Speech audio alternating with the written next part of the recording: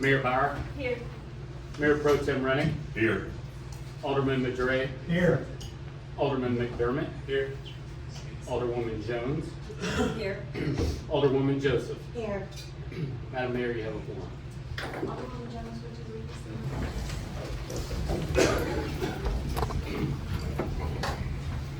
I pledge Allegiance to the flag of the United States of America and to the republic for which it stands, one nation, under God, indivisible, with liberty and justice for all. Under the Texas flag, I pledge allegiance to thee, Texas, one state, under God, one and indivisible. Thank you. At this time, Mr. will lead us in the invocation.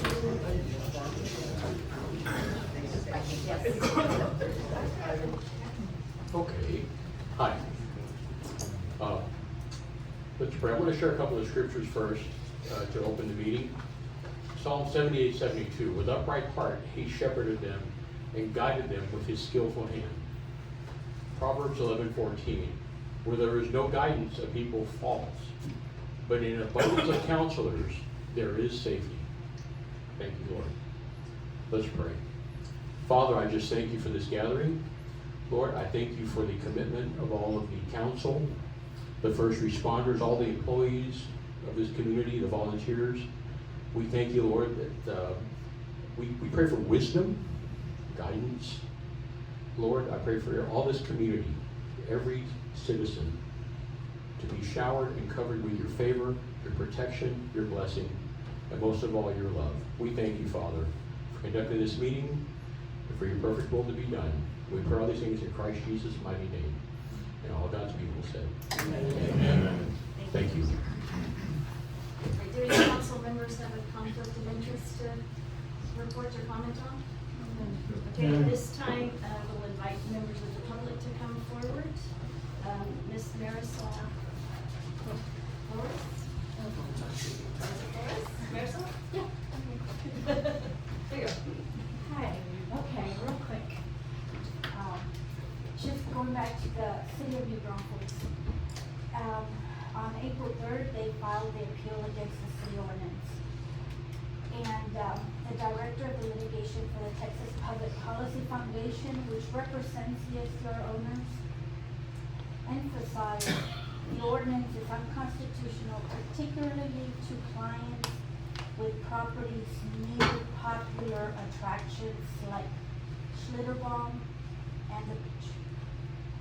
So, and the appeals will be, We can't hear you. the appeals will be held on the Fifth Circuit Court of Appeals. Thank you. Ms. Andrea Spearing?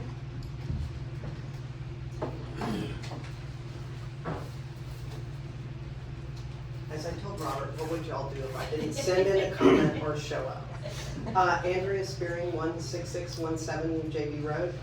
As always, thank you for allowing citizens to speak at council meetings. This hasn't always been true, and I really appreciate this council's openness to hearing viewpoints. Permits. I just want to say, I had to get a structural engineer to approve our upper porch handrail replacement. What was a pain and a cost? It allows me to be confident that no one will be hurt while on my porch, or if a storm comes by, my porch won't blow off and hit someone else's house. Regarding the beach user fee, Mr. Mavry mentioned at the last council meeting and at the candidate forum that residents responded favorably in the past to a fee. At that time, no one was interested in bathrooms on the beach. That is still true, especially me, I live on the beach. People generally thought a fee could be used to decrease people at the beach. GLO has squashed this and said that cannot be a reason for a fee. We have driving on our beach and crowds because the canal side is a golf cart community. Until GLO distinguishes between golf carts and larger vehicles, we will have driving on the beach. I don't know if this will ever happen. But if we would ban public consumption, not consumption, public consumption of alcohol, we could greatly decrease the issues of crowding and behavior that we currently have on the beach. On to STRs. All I can say is pass what's posted or walk away. We are so tired of this. I have an STR, I've never had a complaint. I have a beach box next to me. Yes, I've had a complaint there. But we have to do something to make our community safe. And all I can say is this, as written, does do that, I think. I think it helps both us, who follow the rules, and those that don't will be penalized. And that's all we can hope for. Thank you very much. Thank you. Ms. Ginger Jones? Ginger Jones, 16612 Curly. She kind of said what I had to say about SDR. You know, we are tired of it. We may have to change it later when the state kind of makes their decisions. But let's go ahead and do something, or leave it the way it was and just enforce it more. But I agree. We're tired of it. Thank you. Thank you. Okay, you had a few to read. Paul Salvo, 16610 Jamaica Beach Road. The council has continually taken it upon themselves to modify parts of the entirety of the short-term rental ordinances that we, as property owners of Jamaica Beach, agreed upon over a year ago. These changes are being decided solely by the council, with little to no opportunity for additional community input. In ordinance number 2025-03, it is stated in 3 areas, including section B, item 2, and section G, that the ordinance may be amended from time to time. Does this language imply that the council can make amendments without citizen input or a public vote on such measures? Thank you. Cindy Young, 4216 Spanish Main. I would again ask the council to vote against the changes to the STR ordinance and not pass this recent revision. These changes and restrictions are negatively affecting our neighborhood and home values. This council has been posting misinformation trying to scare residents into wanting STRs out, but what they are not considering is that if people can't afford to keep their houses and the houses don't sell, we will start having fire sales or foreclosures. This will bring people into the neighborhood that I'm sure they won't want to either. This will increase the crime rate too. Rather than spending time on this STR stuff, this council should be dealing with current problems to our infrastructure. We are constantly having trouble with the city's water. What do you think is going to happen if all the STRs are gone and now you have a city full of full-time residents? That is a lot of people using water full-time. Most STRs are empty more than they are full. So that is a lot less water being used. Not to mention the money STR is bringing to local businesses. STR renters spend money in the area. They go out to eat, use the convenience store, grocery, etc. You know the residents are not going out to eat all the time. I'm betting if you ask the residents what grocery store they use, they're not going to tell you they use the one on FM 305. They go into town and use Kroger or Randall's. I'm betting if you poll residents, you will also find that they don't go out to eat as much as STRs. Again, that is helping local businesses. What about cleaning companies, etc.? Any restrictions on use of homes for STRs, especially limiting the amount of people in the house or the use of grandfather in and taxed downstairs, are going to bring excessive litigation to this city and spend money the city does not have. If it is the goal of this council to get absorbed by Galveston, then keep on this same track. But if you want to keep our city, then this council needs to just stop on the STR crusade. Enough is enough. Linda McDonald, 4413 Pelican Way. First, I would like to commend the council members who, along with Alderman Jones, who represent all residents of Jamaica Beach. The 2023 census states there are 1,076 residents. You have been elected to represent what is best for Jamaica Beach, not just the 200 people that voted for you. Regarding the STR ordinance, according to the STR status ending 2024, there were 14 non-compliant homes. 15 were newly registered and 273 homes re-registered for a total of 302 homes. Comparing that with the current statistics, there are 25 homes that are actively renting and are not re-registered, 34 that did not register, and 8 that were newly registered.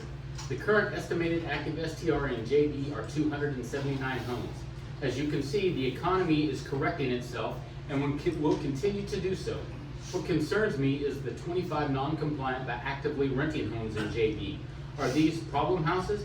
Even if they are not, why are they continuing to be listed as an STR? I thought that was what this council was trying to achieve, was that all homes were registered and registered in a timely manner. I'm confused why these homes continue to be allowed to rent.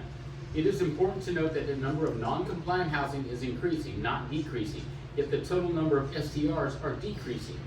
Why are there not consequences for the houses that are not registered or are still renting and not completed their registration?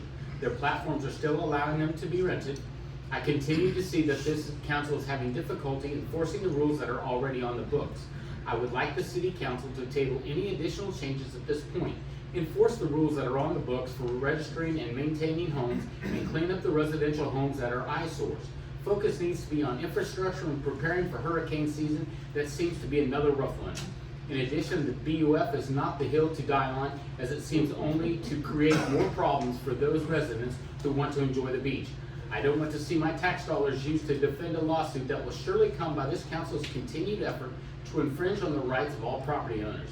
I would love to see this council bring the citizens together instead of causing such division. Positivity posts on Facebook are not enough if the actions of this council does not represent that. Paris Rana, 16619 Cormorant Road. I would like to remind the council that you represent all of us, not just 200 people that voted for you. Over the past year and a half, this council has passed ordinances without any data to back it up. I ask the council to show data to why you are passing all these ordinances. Betty and Jerry Montgomery, 16606 Nassau Way and 16531 Nassau Way. With both houses, I represent both sides.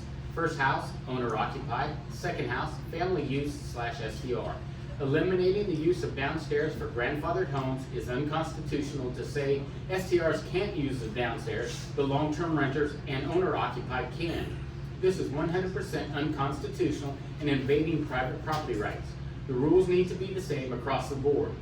That means everyone would need to go to Galveston CAD and get their downstairs added to the tax records. However, even the ones who are paying taxes are also being told they can't use it. Don't say it's a safety issue, when the majority of the STRs were remodeled to current codes. The house fires in the past several years proves this stance. None were STR homes. They were owner-occupied homes during the time of the fire. JB needs separation of power. You cannot write a citation and also be the court too. It needs to go in front of a judge. This is illegal too. I did research on my past renters. The majority of my renters have been either two friends coming together with their families, or it has been 2 to 3 generations of one family coming together. By eliminating two, in a sense, you are now eliminating the families. You are trying to only cater to the party crowds. Not a good idea. If you have noticed, many residents have come before you and said to stop concentrating on the STR. Please put your money and efforts towards our failing infrastructure. You are lowering our property values the more you kick the can of fixing our infrastructure. City Council and Mayor, you were elected to serve all of JB, not just the full-time residents. Color of trash bags? Ridiculous. I have a video from my camera showing a coyote tearing open my neighbor's black bag. I guess he didn't hear he can only eat out of white bags. Hot money needs to be used as it is intended used for tourism and more heads and beds. Using hot to entertain the full-timers is not legal use of money. Perhaps our hot money can be put something that will be more tourist to the area, such as a fishing tournament. These are the people you want to rent. They are typically the quiet renters. They go to bed early, they get up early to fish and stay out all day. But that means we would need to fix our boat ramp, have more parking for trailers, and a wait station area and advertising. This is a great example of what our hot money should be used on, not cooking classes and bingo. That's all I have. All right, next up, we have two special presentations, and we're going to start with the swearing in of our new police chief, Chief Seurattan.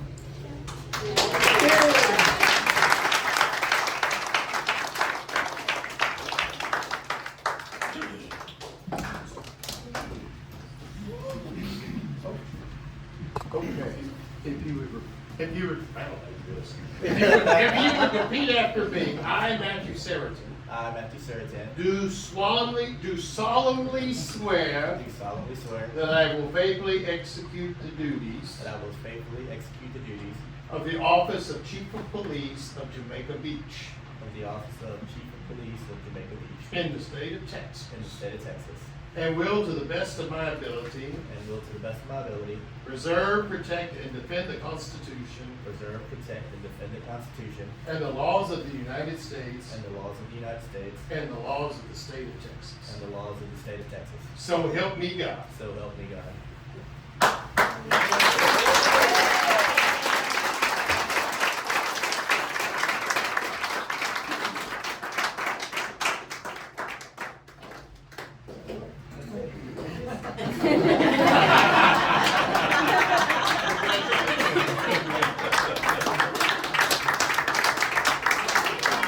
Thank you. I don't have a speech, no big speech. Thank you, and I look forward to the opportunity to serve the community. Matt, can you, thank you. Oh yeah, look. So here's my wife. This is Penny. My kids, Riley, Donovan, and my oldest is back there, Dominic. My dad, Joseph. My niece, Saya. My sister, Sasha. My mother, Sandra. Brother, Marcus. Nephew, Alexander, and nephew, Elijah. I'm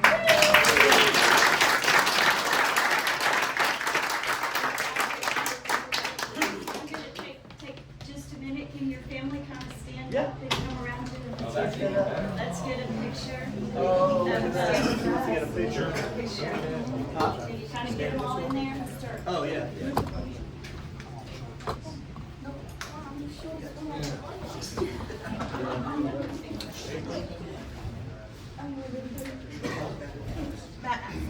What?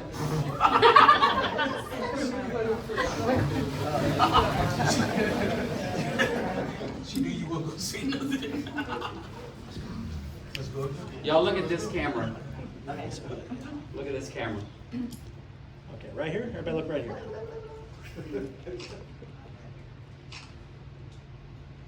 Okay, I'm good.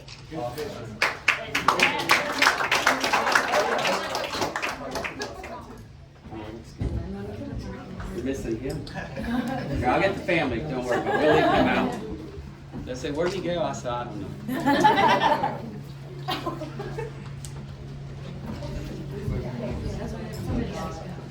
Tina, you got a camera? I got you. Okay. Yeah, Dad, you gotta get close.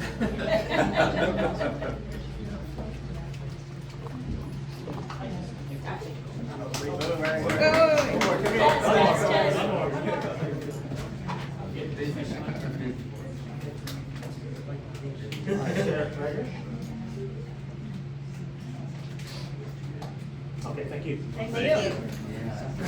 Yes, yes.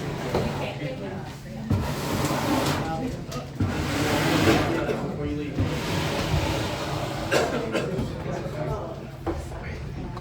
And we have another special presentation.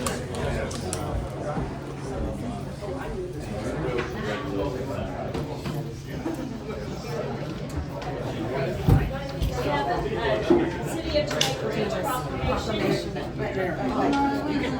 Jamaica Beach proclamation. Can we wait for the family to?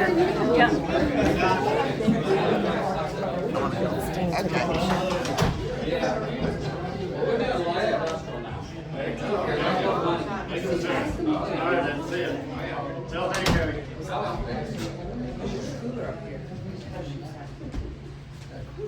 Okay, today we have a City of Jamaica Beach proclamation. And to receive our proclamation is Miss Jessie Rhodes. She's the Community Outreach Specialist with Resource and Crisis Center of Galveston County. So, whereas sexual assault is a growing concern for our community, state, and nation, and needs to be noted and addressed. Sexual assault has no bias regarding gender, age, economic status, education achievement, religion, sexual orientation, or social status. And whereas 2 to 5 women and 1 in 5 men will be victims. Sexual assault is never the fault of the victim. And whereas Jamaica Beach residents rely on the Resource and Crisis Center of Galveston County, RCC programs, to provide a range of essential services to assist victims of sexual assault. And whereas Jamaica Beach residents join with all Americans in supporting victims of sexual assault and believe that a month-long observance specifically focusing on sexual assault in communities across the nation helps to reinforce the loud and clear message to abusers that sexual violence will not be tolerated. Therefore, I, as the mayor of the city of Jamaica Beach, Texas, do hereby proclaim April as Sexual Assault Awareness Month in Jamaica Beach and call on all citizens to support local efforts to prevent violence and assist victims of these crimes in finding the help and healing they need. Thank you so much.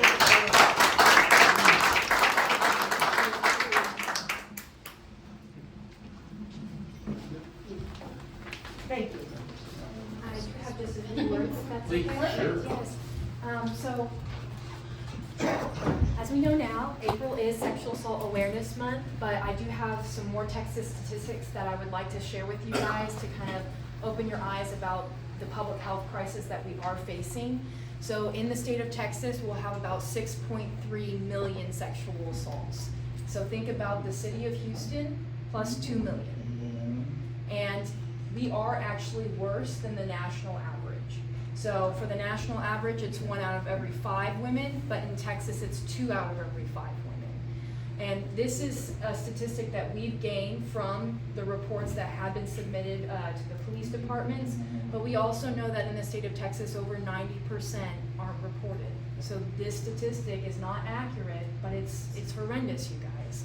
And it really does take a community to come together, talk about the issue, and address it from both genders to make a difference, because it starts with the culture changing first before we start seeing the numbers change. Now, most people know that on April 30th, it is going to be Denim Day. So RCC will have a 25% off sale for all denim items. So Denim Day actually started because in the 1970s, there was an Italian Supreme Court case. And unfortunately, the sexual assault case was dismissed because the judge had declared that the victim had consented to the sexual assault, and it was a sexual assault because her jeans were too tight, so she must have helped the perpetrator take them off. The next day, the women of the Italian court showed up in jeans. And since then, since the 70s, wearing jeans in April is a sign of support and solidarity for all victims of sexual assault. So I highly encourage you guys as community members to wear denim that day. If you can get out to Galveston, purchase from our resale store, or if you're on the mainland, we have resale stores out there. We're happy to give back when you guys get back too. So thank you guys so much. Thank you for having me. Thank you for the city of Jamaica.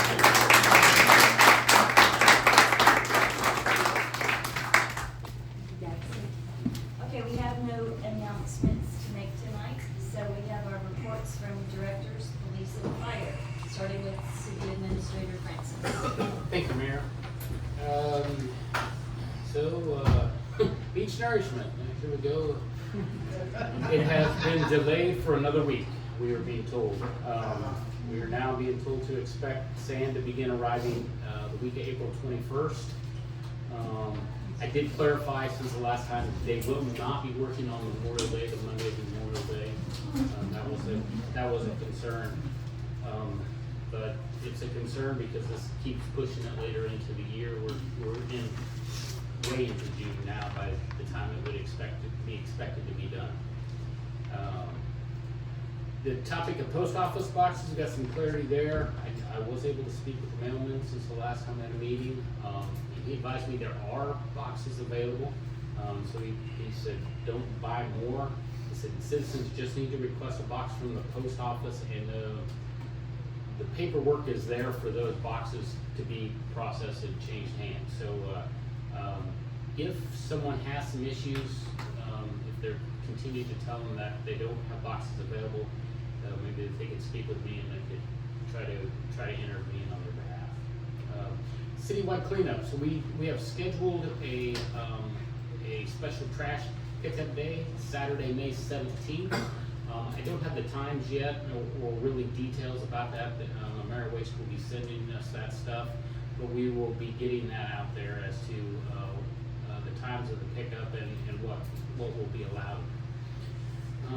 Pool project has been completed, the replastering project is complete, looks real good, looks very nice actually, so we're happy to cross that off the list. Speaking of pools, swimming lessons, there's been some changes since the last time we announced this. We have moved the lessons from Fridays to Thursdays in June, so they will now be June 5th, 12th, 19th, and 26th, ages 18 months and up, and they'll begin at 10:30 to 11 a.m. On those Thursdays. Kendall, do you know if those are group lessons or individual lessons? Individual lessons. And is there a sign up for them? There is, yeah, I will meet with her next week to finalize everything, yes, sir. Is that posted on the website? The swimming lessons are posted on the website, yes. Speaking of signups, we're encouraging people to start, if you haven't, sign up for Blackboard, our text broadcasting, emergency broadcasting platform, email and text. Unfortunately, soon will be hurricane season, and this will be our primary way to get notifications out to people instantaneously in the event of an emergency. The mosquito spraying, this is specifically for Alderman McDermott, when we spray Wednesday. Yes. And so we will, right now we're on the every other week pattern this early in the season. You can see our spray schedule on the city website. Some of it, the wind cooperated and died down enough that we were able to do that. So, and then I would like to give a couple of shout outs to some staff. First to Robert Quintero, who is a finalist for Citizen of the Year for the Galveston County Daily News. And then also for Reggie Batiste for being an Officer of the Year. So just some kudos to hardworking employees that deserve the recognition. And then just a final reminder, Mayor, we do need to be making a planning and zoning board appointment. Yes, I have reached out to a few people and twisting arms. Okay. And that's all I have. Question. So, Kendall, on the beach nourishment, there's been feedback about people not real excited about this happening during the summer. Is there any way, I mean, I know that we could talk about it, but that we can push it back after summer? Probably not. You remember, this was supposed to have been I know. about October, November I know. timeframe. And now it's getting there into was- summertime. There was issues with sand is what kept, the availability of sand kept delaying it back and back. Apparently there's still some issues with sand. We approved the second site, or actually they allowed the second site with the river sand site. Their emails are saying that there's some sifting and some, I don't know, preparation for that sand, and it's taking longer than they would anticipate. The Texas terminal, last I was told, they hadn't released the sand yet, and so that's why they're focusing over here on the Brazoria River sand and starting to prepare it that way. So that, and honestly, if we told them to push back, or I would probably cancel the contract, and we'd probably have to start over again with rebidding the whole thing. Now, we are a partner in this, but this is really GLO driven, and so we do have a small financial piece in it, but as far as really having leverage, we don't. I did ask that after this recent postponement, I encourage, and again, I don't have any influence, but I encourage GLO not to allow for additional time on the contract. They did indicate early on, because we initially asked them to push it back a week to get through spring break. And so they said that they would tack that week onto the end of the contract, but now we're our second or third postponement. And I've asked them not to allow extensions, that would at least, they would have to incur liquidated damages if they get past their contract date. That would, unfortunately, that would not be a lot of leverage. Okay, I appreciate that explanation, because people, of course, you know, are, I'm sure quarterbacks on Facebook, so they're all putting in their comments about that. But I agree, I'm not real excited about all that movement happening during the summer when I like to enjoy it, so. We have been asking for a closure schedule, so we can post it and people will at least know how much of the beach is being closed and when. So. We do have a, that would we be do have a helpful. meeting next, scheduled for next Wednesday, I believe. It is Wednesday. And with the contractor, so hopefully after that, we'll know a little bit more. That'll be good. I think a good update on that would be helpful, They because, will post it. okay, Andrea, good. you got a comment? Yeah, that was my question, is when they start this nourishment, is it like the whole Buccaneer to the west end and then the whole east end, or is it like segments of this? I mean, how are they gonna do this? I think we would anticipate everything from Buccaneer West to be closed, because Wow. they will haul the sand to the farthest end, but you're gonna have all those heavy equipment that are be going down it. I don't know that they want to leave the beach open for people to be taking the heavy trucks past. That's what I am expecting them to tell us. And the time frame for the west side and east side to be closed, is it like weeks, months? I would say the whole project is 80 working days. Okay. So if you figure 2/3 of the beach is west of Buccaneer, you can figure that, 60 of those days are gonna be on that side. Okay. Yeah, I mean, because I don't wanna be in my beachfront home and watch trucks come by, so Well, I'm kind of looking at that. I'm guessing you're probably, they're telling us to expect up to 150 trucks a day. Whoa. And so, unfortunately, you're gonna see a parade of trucks. Okay. Thank you very much. Appreciate it. Ginger Jones, I hate to see us do anything to delay it or to cancel it, because. We've been waiting a long time. Yeah, we have been. Yeah, no, we're So not. we'll just have we're to not- put up with it. It is GLO driven, and unfortunately, like I said, we had targeted it for earlier, but delay after delay, and so, none of us are happy about having large sections of the beach closed, but they are not gonna be working on weekends.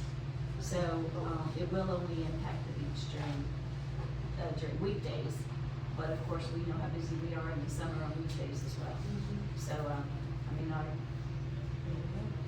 we'll keep you posted as we're posted, and we'll keep asking the questions. All right, what else? Mr. Francis, anything else? No, I don't have anything. Okay, Matt? You see anything? Yeah. Okay, yeah, all right. Mr. Quintero? If you get a chance, please go take a look, drive around the marina. It's starting to be colorful out there. You don't see that red clay, you see grass growing, and it's a wonderful sight. I met with JBIC today, and they're going to pay for half of that. Awesome. Terrific. Yeah, that's great. Anything else? That's it, right? Okay. Other than everything And else. nothing from fire chief at this time. Okay, next on the agenda is approval of minutes.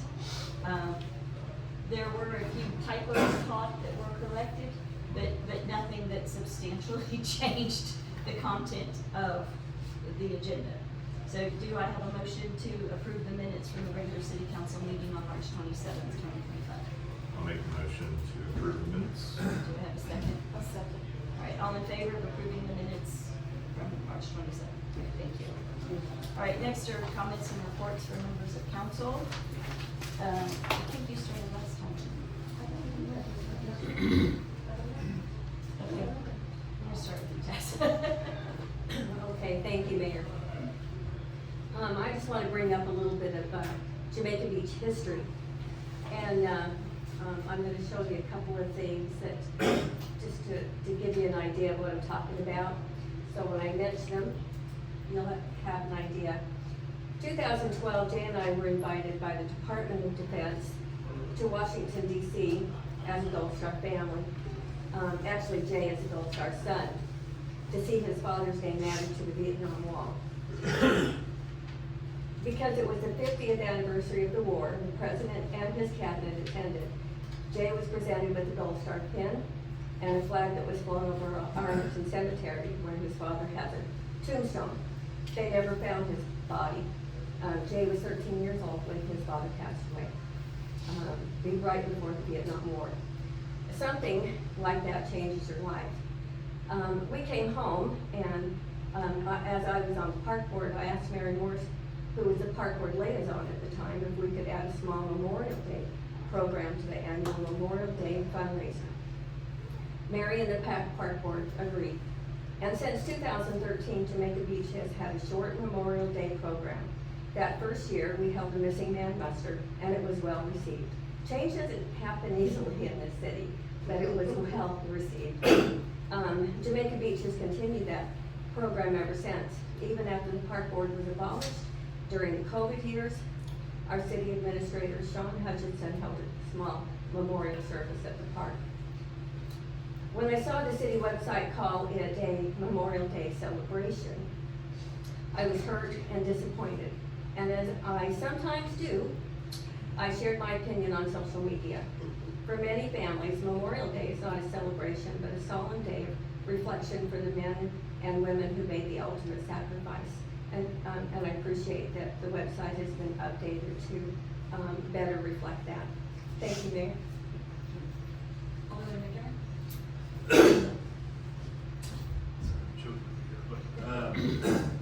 I did see the mosquito truck, and I was glad to see it, and the new mosquito spraying schedule and program seems very good. I hope that somebody told the mosquitoes so they don't come here anymore. The pool looks great. My daughter noticed it was full of water the other day, so she's very excited for summertime. No, I had asked about maybe updating the hours. I don't know if the city's given any actual thought to that or not. But if it's possible, I still would like to advocate for opening the pool a little bit earlier. Like I've said before, families with kids, 11 o'clock is, you've lived an entire lifetime before 11 o'clock. So if we could get to the pool before naps, that would be awesome. And then I was just curious if we've listed and or sold any boat slips yet. The boat slips? No, I have not. I need to advertise in the Galveston News or publication, maybe for the mayor to sign the resolution, yeah, so we can move forward. Great. Is it good? Okay, can we start? Okay, we'll get it done next week. Yeah. That and the truck. They're not in the files with us. So we had the Jamaica Me Clean event, and unfortunately it rained like hell that morning, and it just would not stop, so it never took off. However, different groups did persevere, and you'll notice, particularly around the church, beautiful, and in the front of the neighborhood, it looks gorgeous. It's looked better than it has in a very long time. And so I was just shared a story as we were waiting out in the hall that the church at the latest service, they showed the photographs of JVIC, the results of which, and they all decided to pitch in and actually beautify everything else around the church. So that's good, positive vibes for the neighborhood. Thank goodness. I love that. I thought that was a great story, so I wanted to share that with you all. The mosquito truck, oddly enough, I passed by your home around that time, and you brought out donuts to the truck just so it's spend an extra, just a little bit of time spraying mosquitoes. So I think you're a little guilty in that. Also the beautification over by the boat ramp. It looks great over there, so thank you for that. That was an awesome effort. And my wife Gina's birthday is tomorrow, so happy birthday, Gina. So that's all I have. All right, Alderman Gray? Yeah. I'm glad to see that we've got Aaron Franklin and cranking up on the structural details, that we need to keep our contractors and residents to have to pay some exorbitant engineering fees for some standard details. There's several calls of contractors, and what I told them is that, hey, they're cranked up and we should see it soon. Thank you. Thank you, Mayor. I'm going to be a few minutes because I'd like to address our city council, our city administrator, our Jamaica Beach citizens, and you, of course, Mayor. But I want to start off with my Parks and Events Liaison report. Again, thank you for bringing that up, Mayor Pro Tem Rennick, about the Jamaica Beach Clean Day. That was awesome. So that was on my list, so I can cross that out. But I also want to thank the slate of candidates for election who presented their campaigns last Saturday at the fire station. It was well attended and went very well. I just want to remind everybody that early voting starts April 22nd, and the last day to apply for ballot by mail is the same exact day, April 22nd. The last day for early voting is Tuesday, April 29th, and election day is Saturday, May 3rd. So let's show up, Jamaica Beach, and let's make your vote count. This coming Saturday, April 12th, from 9 to 1 is the community plant sale at the Park Pavilion. And coincidentally, that same day, our 50th anniversary committee is going to be selling our commemorative 50th anniversary t-shirts. Blue, navy blue, and then also the tan color. It's much more colorful, and they feel wonderful. And I just figured out, true to size. So you wear a large, you wear a large. You don't need to go up or down. And they're cotton, so they feel great. But do it, buy them. They're $15, cash, check, or now credit card. So we have our squares, so we'll be able to take credit cards. So come on out Saturday, look for some plans, and get you a t-shirt. Then the next Saturday, April 19th at 10 a.m. is our Easter celebration egg hunt, which has always been a blast for the kids. Get your kids there early because, again, like I said last time, it's gone in 30 seconds. Yeah. So speaking of 50th Jamaica Beach anniversary, our committee, Tina Cifuentes, our chair, Dee Compton, Janine Price, Steve Curson, there's our Steve, and myself have been working really hard to pull off the party of the year. Please save the date, Saturday, May 24th. We're starting at 1 o'clock in the park.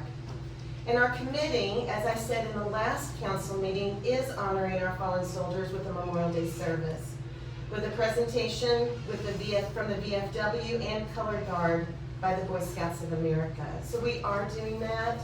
It was updated on the website, but as I mentioned at the last meeting, we are doing that. That was on the agenda. Following the service, we're then going to kick off with our 50th anniversary celebration with hot dogs, drinks, games, petting zoo, ice cream, popcorn, and snow cones. And I want to tell you so much more, and I really don't, Steve. I really want to say so much more, but it's all in the works. It's just going to be amazing. But our committee is working on more festivities for that day, so there will be more updates coming soon as we get up to May the 24th. People are asking about getting a yard sign, as you've seen all the signs going around. Our committee's been hard at work putting up the banners. Pass one down. Putting up banners, those wonderful banners like you saw when you came into the meeting. We got one over out there on the Esplanade. You've been seeing these signs going around the neighborhood. People have asked if we can get a sign, so we currently don't have any more available. So I've got some for you guys.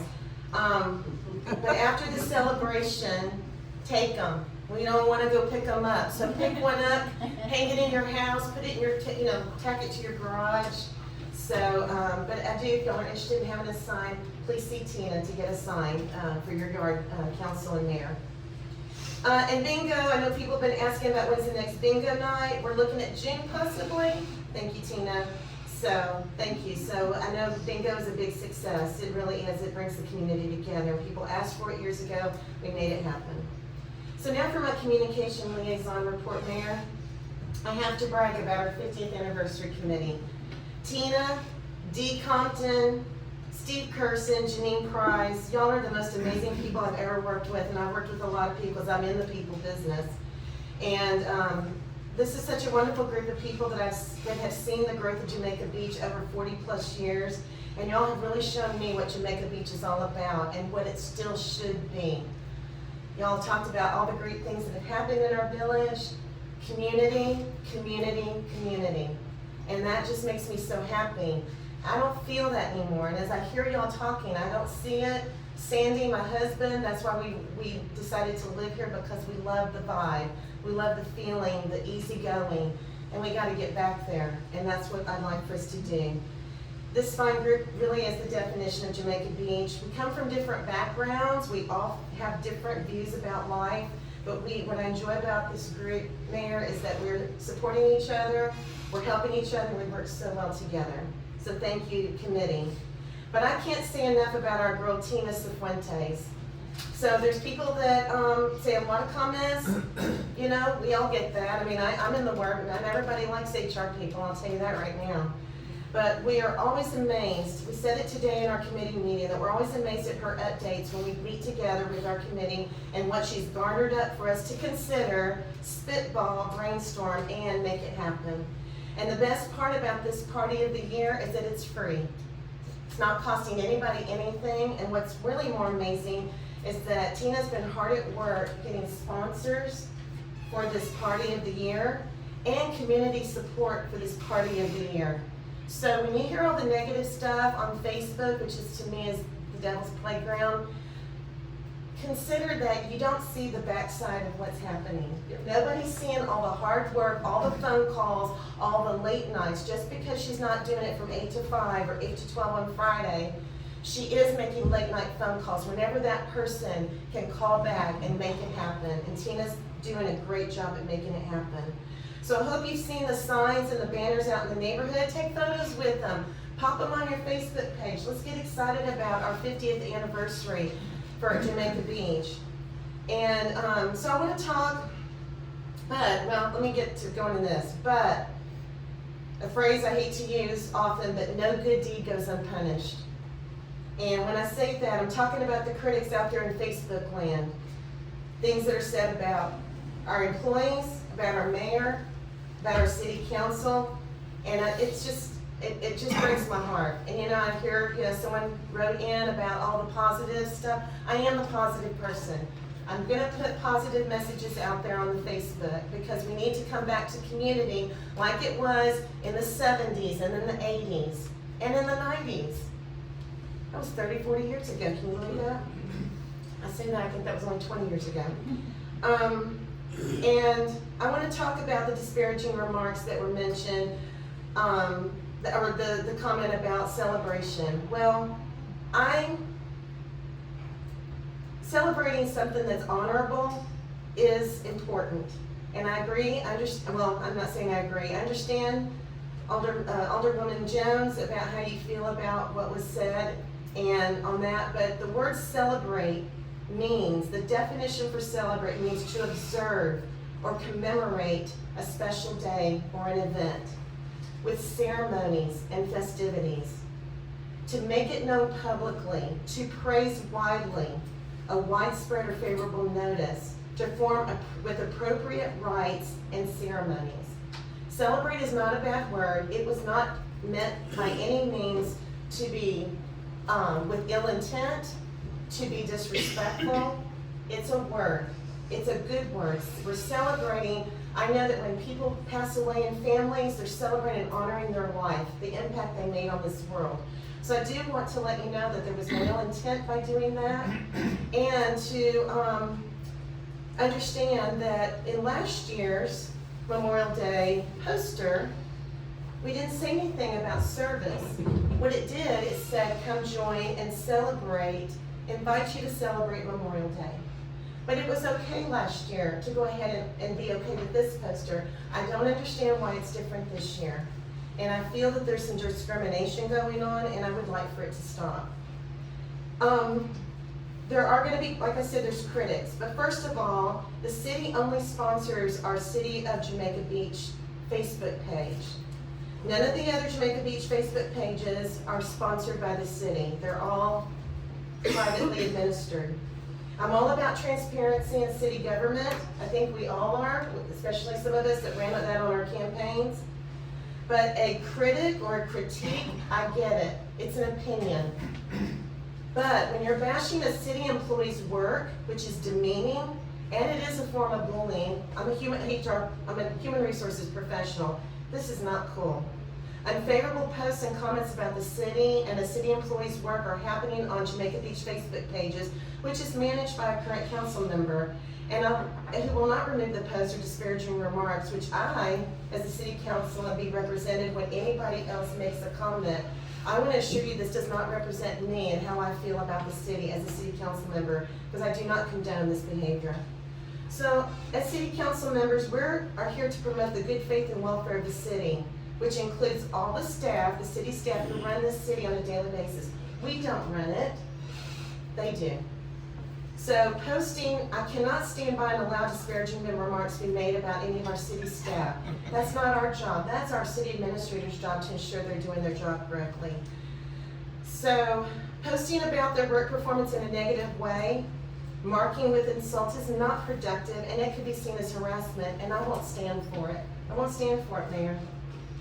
So to my fellow council members, I challenge you and me to lift up our city and promote the good vibes and provide solutions rather than promote the negative speak. What we need to do, and again, this is my HR coming out, we need to give some grace to each other and to our city and to the staff.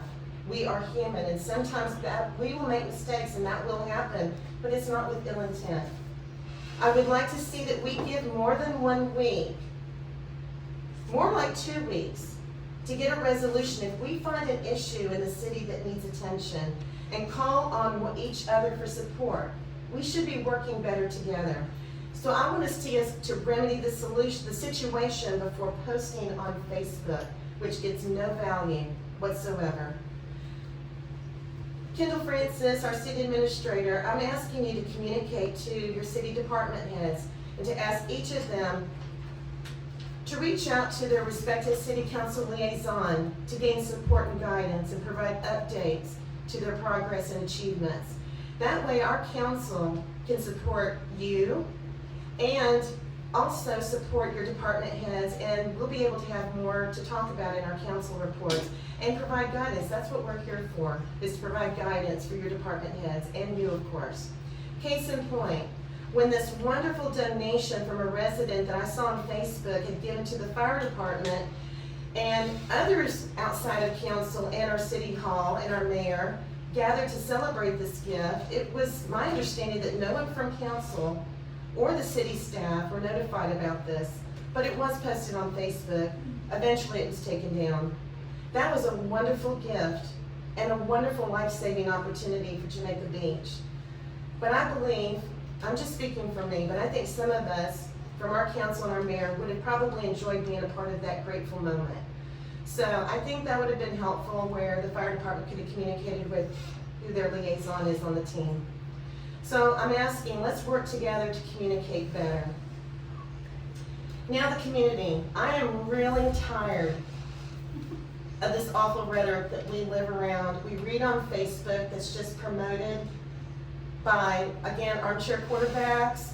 I don't know, people call them keyboard warriors. I'm sick of it. I'm tired of the disparaging comments about our beautiful beach and our mayor, our city council, and our staff, our city staff. The things that are written that are negative about us, I mean, it's gonna happen. I get it. It's gonna happen. Thank goodness I've got tough skin. But it does not add value, and it is entirely unproductive. Doesn't do anything. I see nowhere where anybody called our city administrator when I see these comments. I read a comment from a citizen on our Jamaica Beach Facebook, on a Jamaica Beach Facebook page, let me correct that, saying they, not sure who they are, but I assume it's our city council and our mayor and city hall, and that they said they are making it difficult to live in Jamaica Beach. You probably saw my comment back to that. I wanted to understand, have that person call, I wanted to talk to them. Any of us would want to talk to them to find out why is it difficult for you to live in Jamaica Beach. When I bought, my husband and I bought here 13 years ago, it wasn't difficult at all. I mean, gosh, you come down 3,005, how can you say, I can't believe I live here. This is wonderful. I don't think so. I don't think it's difficult. We are definitely not big government, as we've been insulted to say that we live in big government. My husband and I raised our family for 30 years on the west end of Houston. That's difficult. That's big government. We raised our family there for 28 years. The HOA was so difficult, it took us over a year to add a deck on the backside of our house. I mean, come on. Everybody does this to keep things accountable and to make sure you're getting it done according to the rules of your where you live. We're no different. The compliance that Sandy and I had to deal with had not only enforcement of ordinances, but they were held to a high standard. That's all we're trying to achieve here, is to get it to a high standard. People love to hear about, oh, you live in Jamaica Beach? Let's keep letting people say that, oh, you live in Jamaica Beach. Because we're trying to live to a higher standard. So really, the reasons for all these processes do make sense. I hope they'll start to make sense to you. Well, our residents have been asking for enforcement for many years, if not decades. I've been talking to neighbors lately. I've been talking to some really good people, and they're saying, finally, y'all are getting some ordinances put together. Now, I wouldn't see that, but they're also not commenting on Facebook either. So our mayor and council have listened, and we're making it happen for the betterment of Jamaica Beach. So you've seen my new tagline, unity in the community. You like it? Yeah? Thank you. Now, but I have to give credit where credit is due. This wonderful tagline came from our community coordinator, Tina Cifuentes, while our 50th anniversary committee was meeting. And this is all that I hear about. What I've seen from our committee was unity. When I hear about them bragging about growing up here, raising their families in the 70s and the 80s, it was unity. I've heard it from Brandon growing up as a child. In that time frame, it was a wonderful time to grow up here and live together. It was unified, together to live, work, and play, just like our sign says when you drive in. I also want to give credit to our Mayor Pro Tem, Aaron Reddick, because you talked about this unity in your campaign last year when we were all competing for a spot on this chamber. And all of us, all the candidates, we stood by you, Aaron, with that same desire for our beloved beach town. So thank you, because I remember that when you said that. You might have said unity in the community, I don't remember. But I know that, okay, credit to both y'all. Unity in the community. And I want that to keep happening. It's not a silly tagline, live it. My God, you live in a beautiful place on the island. So citizens of Jamaica Beach, I'm challenging you to come together with our council, our mayor, our city hall staff to work together for a better Jamaica Beach, the beautiful and thriving beach town that we all chose to live in and invest in. And Mayor Bauer, I saved you for last. I want to publicly thank you for all the hard work and many long hours that you've committed to Jamaica Beach. I'm really proud, I'm really so proud of our council and our city administrator under your leadership to bring forth the updates to our aging infrastructure, updates for our pool, parks, and recreation, and of course, our beach.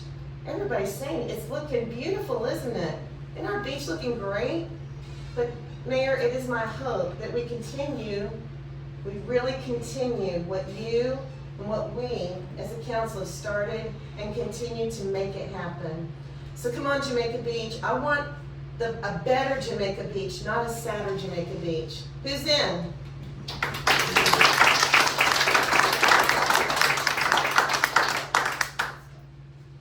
Right, well, following that, we're on to old business. So, for our old business, we have discussion and consideration of a beach user fee. Do I have a motion to discuss and consider a beach user fee? I'll make the motion to discuss and consider the beach user fee. I second it, but I'd like to say that I think we had a really good discussion. And we got a lot of good input, and really needed to do that. It's a good narrative.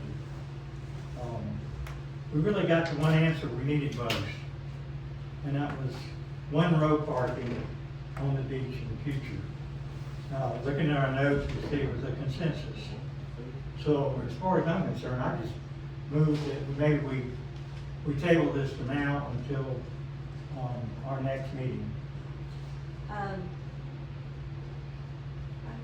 Unless you want to continue. I'd like to talk about it. Yeah, okay, good.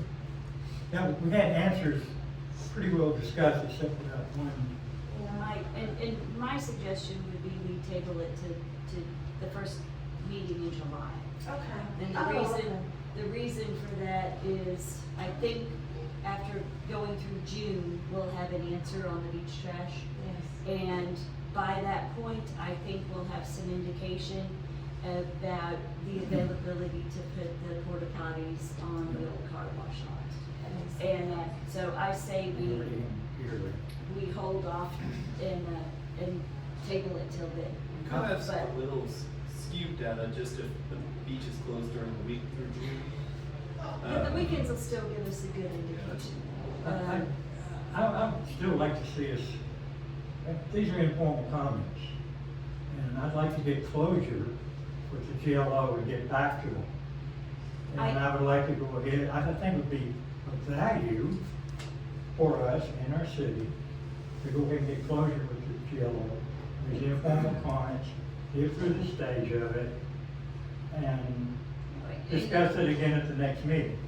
You know, my concern with that. That's what I deal- request. My concern with that is we don't know yet if we're picking up trash. Again, I don't wanna And- argue those points. I just wanna close out with the GLO so that But we won't have a closeout because we won't. these be are able- informal comments. I just wanna answer their comments, that's all. Right, but like she's saying, like Mayor commented, we've gotta get the data before we can respond to them. There's a couple of points, one being whether we're gonna utilize trash cans or not use trash cans. That's not their question. One of them was, that's a part of the budget, right? So why wouldn't we wait to send everything I don't at think they once have- instead of just, you know what I mean? We sent everything, they didn't even question that. In our proposal, we have down that we're picking up trash. Right. And we don't know if we're picking up trash. It's just In an our- option. In our, But in our no, budget. in our it's a- budget, it it's a says second- I'm not it's gonna argue. an. It's the second highest line item, it matched police, so Yes. removing it or keeping it there I'm not is gonna argue. gigantic. It just needs to be determined. I mean, okay. It was a good discussion, and It was. my point was let's close out the deal and move on with the informal part. And Just I answer their questions, and Yeah, and I would like then we to, can continue to discuss it and meet your objective. That's my only comment. And if we don't do that, it's just it will continue to delay. it's gonna delay till we have an answer anyway. And so I don't want to take up any more of the GLO's time or staff time. I think the GLO is to- happy. To progress a plan that is not comprehensive. So, Including the budget, and we don't have the actual budget until we have determined whether we are or aren't going to pick up trash. Whether we will or will not be able to have the ability to put the toilets over where we can talk about. What was the second point? The toilets, that Porta we're talking potties. about the porta potties over on that property. I mean, we haven't discussed with this individual that owns that business since I thought the big last issue year. was the parking, and I thought Brandon's thoughts was the way to go. Yeah. Because it limits the parking. the parking is, we had a great discussion about that. And I do think that's, when we have trash information and we have porta potty information, And I think part of we're this too is prepared that- to- Oh, excuse We'll me. be, I'll we'll be, apologize. we'll be prepared to take it to the GLO in a final form at that point. But the So, big at thing this- about the single At this row, point, I would like to, can I say one thing? Thank you very much. The point about the single row parking that Brandon made, and I thought about it and I went back and checked everything I could on, with the GLO, not calling anything, but all their guidelines and everything. The reason, Brandon, that your thoughts about the single row parking is that it will limit the people who get on the beach. We are only required to provide parking, one parking space for each 15-foot of the beach. That went back that, and I realized then, that it was the way to go. And also, the other thing to consider is, no matter what we do out there, we're still gonna have to abide by the same rules as far as the golf carts and vehicles. it doesn't matter whether we have a beach plan or not, we still need to abide by the rules. And Mayor, I that's make a it. motion to table this till July. First meeting in July. First meeting in July. A second. All in favor of tabling this till, July? Anybody got a calendar? Second Thursday in July, please. You want 10? 10th? Okay, so July 10th. Okay, that works. Okay. Did you get the favorable votes, Robert? Yes, well, Yes. Matt ready to vote. Okay, all opposed? You got 4-1. Yeah, 4. All opposed? We got 4, so we're You're unanimous. good, you're good. Okay, all right, thank you. All right, next on to new business is discussion and consideration of an update to the city strategic plan. Do I have a motion to discuss the city strategic plan? I make a motion to discuss the city's strategic plan. Do I have a second? All right, Kendall, you wanna fill us in? I'm going to try. So for everybody's update, we did put the council put a strategic plan together. The council approved that in the official meeting in early January. And so Kendall is working hard to meet all those very aggressive timelines.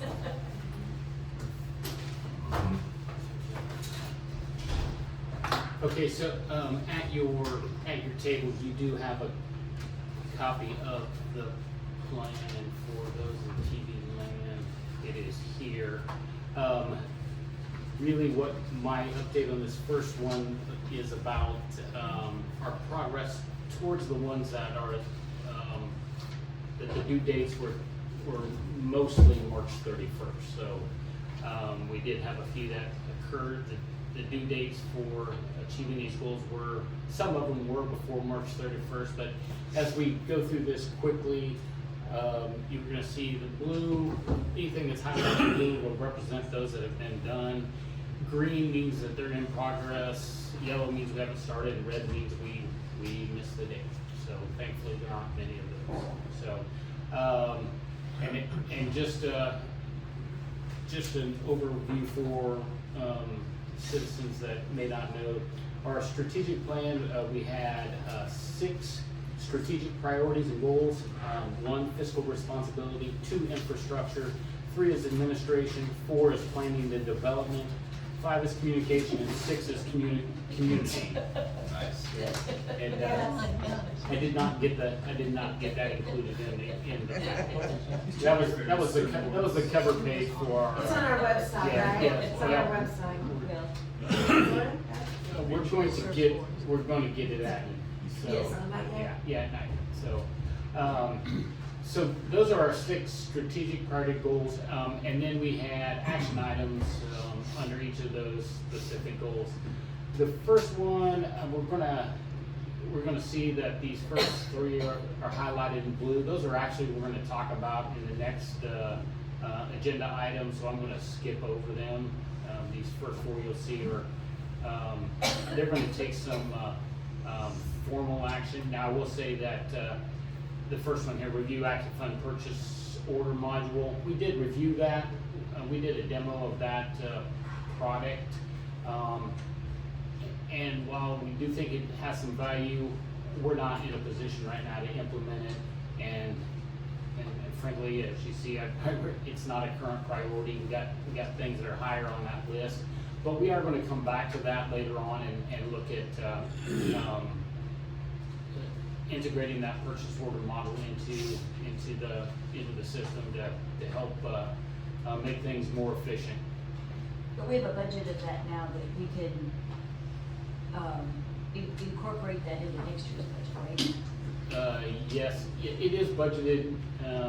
Okay. But I'll be honest, the price is sub $5,000. I think it's actually Okay. sub $2,500 for the Okay. budget. All right, thank you. And I think I have some other things that kind of I may not have at one point had opened, and then I shut them and don't have them open again, or turned off my computer, I guess is what I did. Yeah, so I think, the scope of work template was the next thing that was on the list that the council had asked to develop a standard project scope of work. And this is something that, this is one of the documents I would have sent to you, about a month and a half ago, to review. And, I'm hoping you guys took the time to look at it then, but, I did put together what I believe is a pretty solid, template that anybody from staff, when they're, putting together a scope of work for a project, they want to bid out a project, that they can plug and play. They can take this and, follow the narrative for the different sections and, put together a scope of work without too much issues. And, I said I wasn't sure how much detail you want to go into this. I know we got long meetings and stuff, and but there is, if you've had a chance to look at it, I'd be curious to know if you see some things that have been missing or you'd like to have added to it, and maybe tonight's not the time to have that discussion. Maybe you want to take some more time to review it. We can. These are not something that have to be voted on. As in the second item, those are, since we're changing policies that you approve, we will need official votes on those. Like I said, this is, if any staff member were to follow this, they could put together a pretty decent basic scope of work to bid out a project. I think it's a good document. Yeah, it's concise. Clean. So that was, too many, I like having dual, that's why I like having dual monitors, I can go back and forth.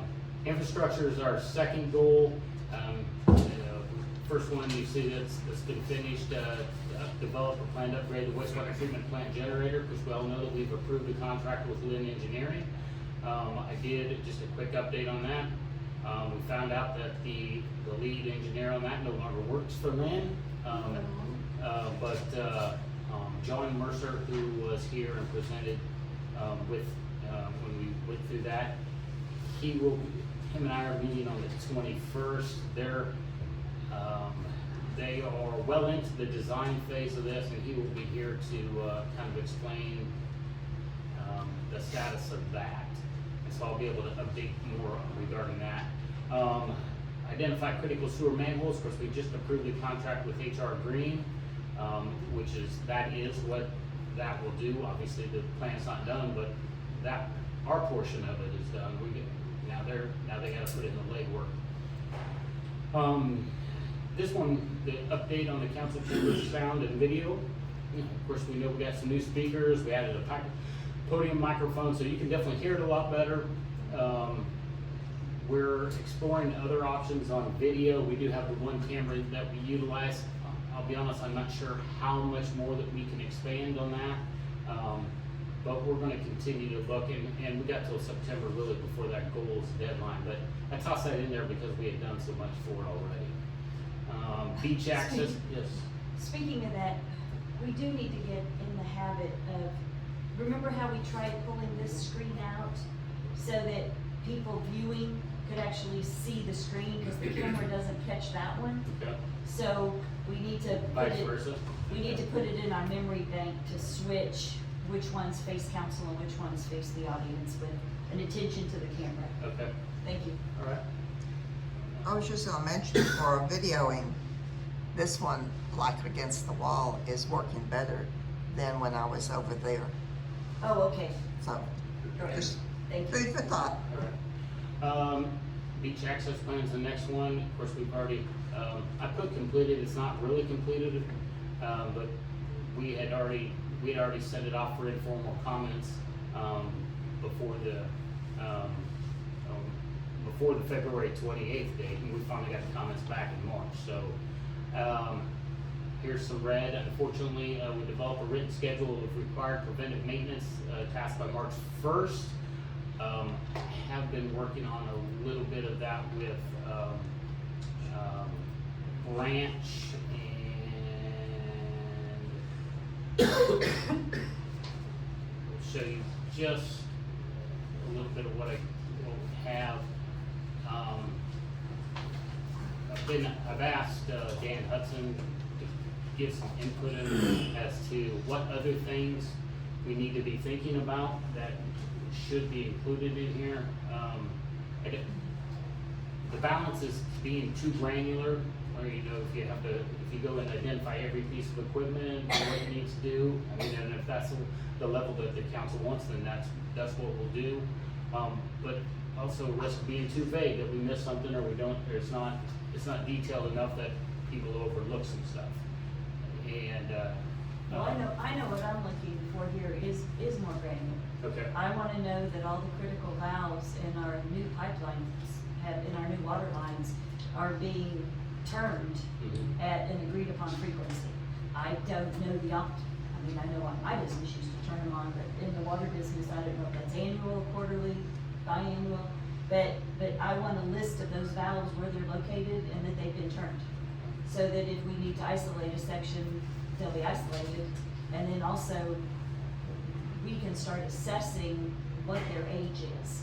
So then we can, Tracy, you?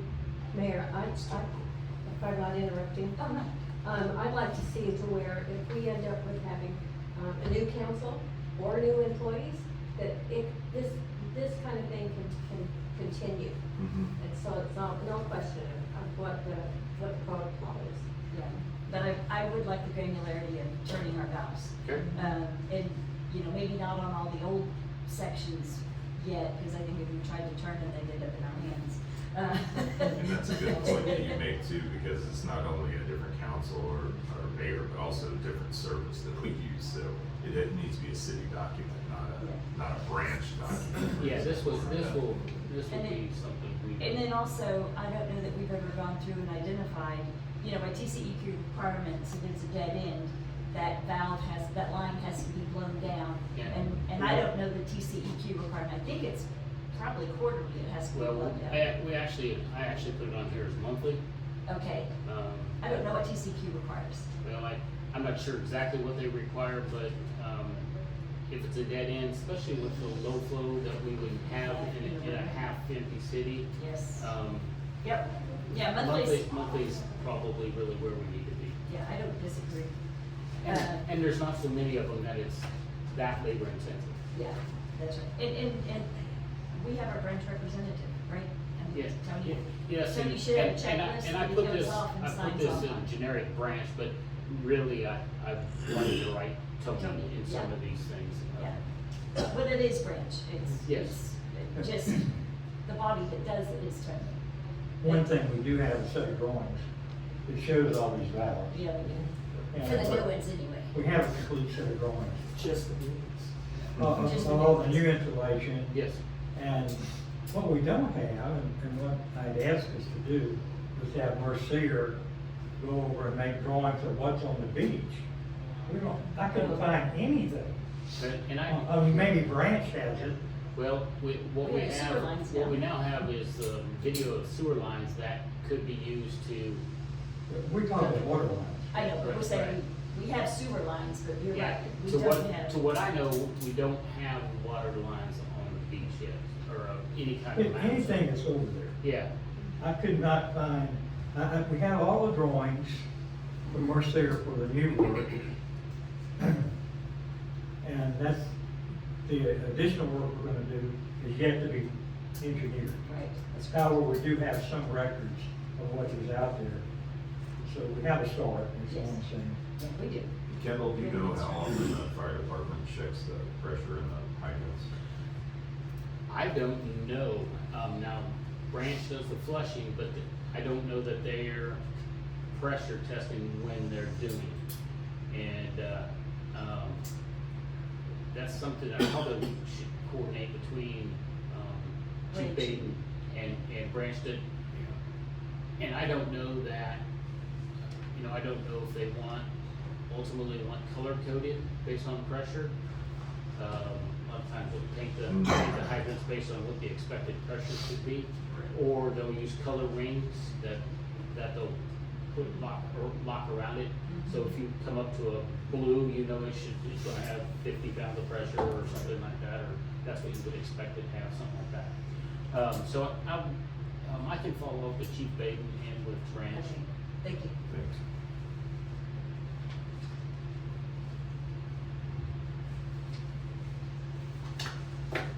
But we will continue to, like I said, we can get more granular easily on the valves, but I think there's some more areas, probably especially at the plant, that we need to be a little bit more granular on. Yeah.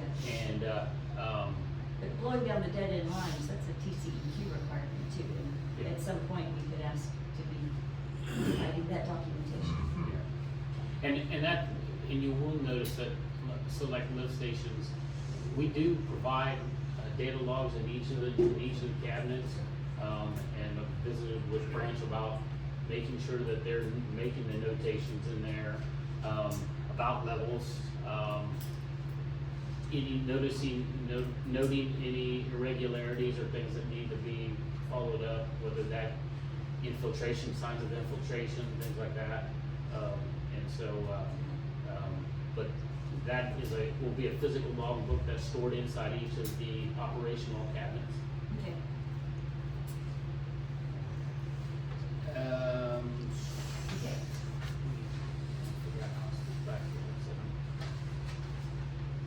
Okay. The other thing that those blowdown logs might be critical on, do you remember our conversations when we were talking about engineering the whole city? And, you know, Mercer has been of the opinion that we might have to bore under, because new requirements don't let us loop our streets like we used to.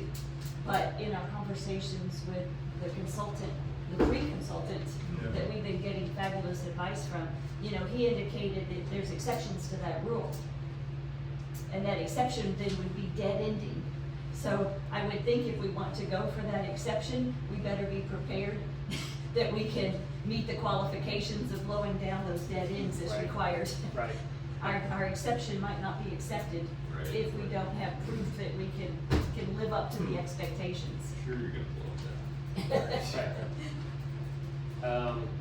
So we jump in over here to our administration. Our first two revolve around MyGov, implementing it for permits and STR. We've kind of worked through that process. The third one, we're gonna try to turn blue tonight, I guess, STR ordinance. Again, this one here again, the beach access plan is something kind of related to the beach user fee, related but separate. And we have comments regarding or changes that I've proposed to the beach access plan. We'll be pushing that forward at the council's desire. Job descriptions for every position that has been completed. We also wanted a policy outlining employee eligibility for a city-provided cell phone. That language has been added into the job descriptions to specify. Are the employees signing the job description? But we have not done that, I guess. Okay. Yeah. It'd be good for them to sign it, so that way they know that Okay. they have it, they know what they're doing in their job because they reviewed it and they signed it to confirm that. Take care of that. And they get a copy. Right, okay. Emergency management checklist, that actually needs to be blue now. Robert has completed that, and I will be sending that out to you guys in my Friday email. Here's one that we're behind on. So develop a plan to collect unpaid hotel occupancy taxes. Now, one thing that we did do, we placed a lien on the property about a month ago. The council did that, and we got a $7,000 check in the mail the other day. So some of this stuff is beginning to be effective, and so we'll be. We don't have an organized plan for that. I do think we're now at the point of registrations and stuff that we are going to start looking at that. And just a caveat, there was mention some of those, STRs that were non-compliant, we're still registering those. You know, we have issued citations and delisted them. And so we are chipping away at this. And I just think it's important for the citizens to know that. Delegation of authority authorization, that's the other one that I had up, said I. Your last point, Yes, real yes. quick, Mr. Do you, how can we better communicate that? Because it seems like there's an awful lot of things that are being done, you know, that aren't communicated out to the community. I mean, I see probably roughly 50 to 75% of the complaints and problems that we hear every single week, and that I get emails about, we all get emails about, are things that are already being done or in the process of being done. And I, you know, it's like a continuing situation. So can we have some more communication out through the website, through the we can. Facebook page, you know? One thing also, people need to want to be informed. Yes. We gotta go look Thank at you. something to get the information. It's easy to just complain, Thank you. not give a care in the world about actually going to find it. And I will, I guess maybe one thing that could help me is as you get those emails, if you could forward them to me so that I know maybe what people are asking about, that will help us understand what information we really need to get out there. Sure. Pam's real good about putting data together. Sometimes it seems important to us, but it really may not be what they're really caring to see. But we can try to extrapolate a little bit more, and help them understand that, yes, we are delisting these people. Did we delay just a little bit? Yes, because we wanted to make certain that we could issue citations for them before we did that. And so there's, some of it's a process, and you know, we do sometimes move city government, and just know that we are chipping away at this, but the unpaid hotel occupancy taxes, that's still an issue. That's, you know, that's something we need to kind of dive into a little bit more. But just having a handle on more understanding who's registered, who's not, and then start looking at, and you know, we're starting, you know, require people, you know, if we delist you, you gotta pay your citations, you gotta pay your back tax before we're gonna list you again. So we're trying to put some of those things in place to, put some leverage, Sure. you know, on people. No, I know. And honestly, We that all know. delisting it is the best leverage that we have. It's amazing how fast they're emailing or calling to say, hey, what do I have to do to get be able to list again? Okay, thank you. Yeah, I just want to make sure that people understand that. Right. Because you just hear the same things every week. Yeah. And I agree with you. I mean, people need to look, but sometimes you have to force feed it. And they're seeing it, and they're reading off the other Facebook pages, which is where when Tina posts something, I shoot it back out there, because I guess not everybody's following our Jamaica Beach Facebook page. And it's probably true, and, you know, we probably get a little lackadaisical, and assuming everybody knows it, or they heard the council meeting, or maybe because we know, we forget that not everybody does, and we take it for granted. So we can be more focused on that. Because I think a lot of assumptions are made because you get it by word of mouth instead of, you know, and that happens a lot. Right. And not everyone is on Facebook. Right. We need to majorly put it onto the city website to get out there. I was talking to a resident last week about reaching out and trying to get our email database correct. I know JBIC made a big push and theirs is good. You know, because we could do a quarterly, you know, old-fashioned newsletter that we do by email. It's too expensive to mail. But we could look at making that part of our communication plan is just a quarterly update. Well, what was really cool. We gotta do a push for email first. Well, what's really cool is we've got some newspapers back from the 70s, the Gabber. Oh my gosh, I love that. The Gabber. I think you're in some of them, Brenda. So we have the name of our newsletter, it's just gonna go out by email rather than print. Yeah. We'll call it the The Gabber. Gabber. Maybe we can bring back the Gabber. There you go. Was that what it's called, the Gabber? Yeah. The last one here on administration, delegation of authority authorization, and I'm gonna be honest, I'm still not 100% certain what the council was wanting here. What I developed was a resolution, is a generic resolution that, the council could pass in the absence of administration, that you could designate, temporary delegation of authority to hereby designate blank to serve as acting city administrator from blank to blank. So we have this as a template if we need it. Yes. Perfect. Yes. Well, you know, I had to sign those documents recently, and it's helpful to have that. Right. So that, and so that's kind of where, that was my solution to this. Perfect, that's great. We're moving on to planning development. This here was develop a approved citywide zoning map by April. We're actually, is April 22nd what we No, said? actually, we can't do anything, because we don't have a full, So we're Planning waiting and to fill the zoning. planning and zoning board, so Okay. so if you appoint somebody next council meeting, I talked to, Kaylin, so we're gonna go the very next Tuesday after you appoint somebody to meet. at the meeting. But we do have a couple, some work done. We had our intern from University of Houston, work on that, but we also have found a historic, map that we didn't know existed.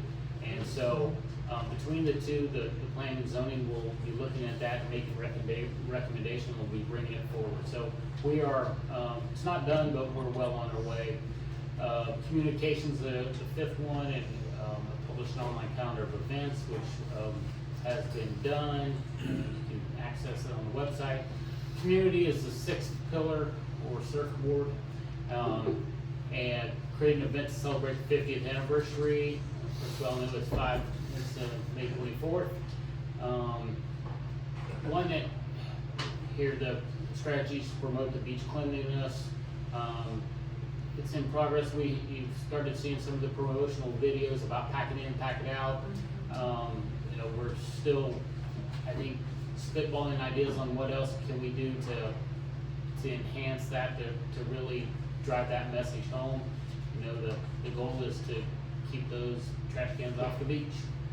And I also know, Mayor Pro Tem Brenda Kidd suggested it, and I think Tina mentioned it at staff meeting, about using our old trash can holders. Can we repurpose them as a kitty used toy recycle bin?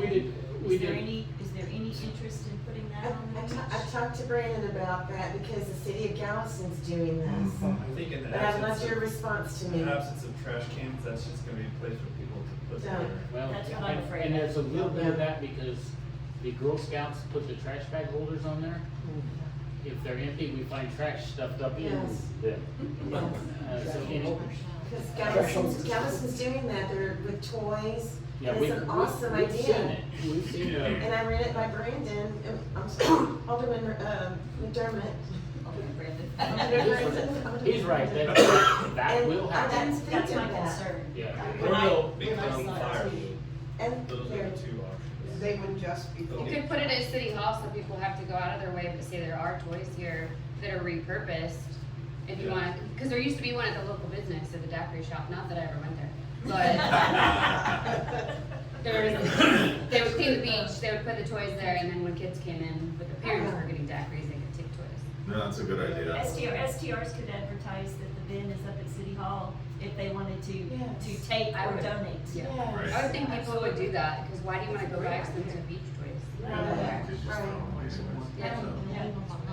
That's it, that's a good idea, Marcia. And then it's not at the, so it's not a trash recycle. no, Right. no. Yeah, it won't be a trash Be bin. next to the narc Essentially, I'm shop. away.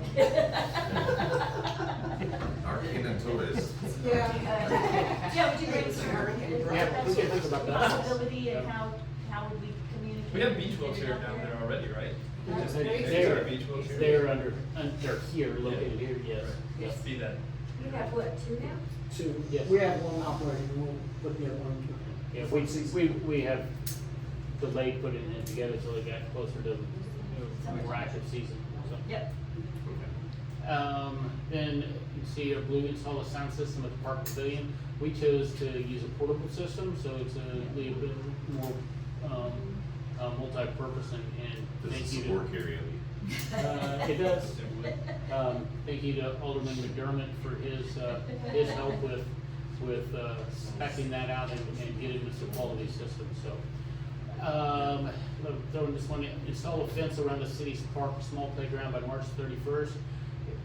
So, we've been looking at it, and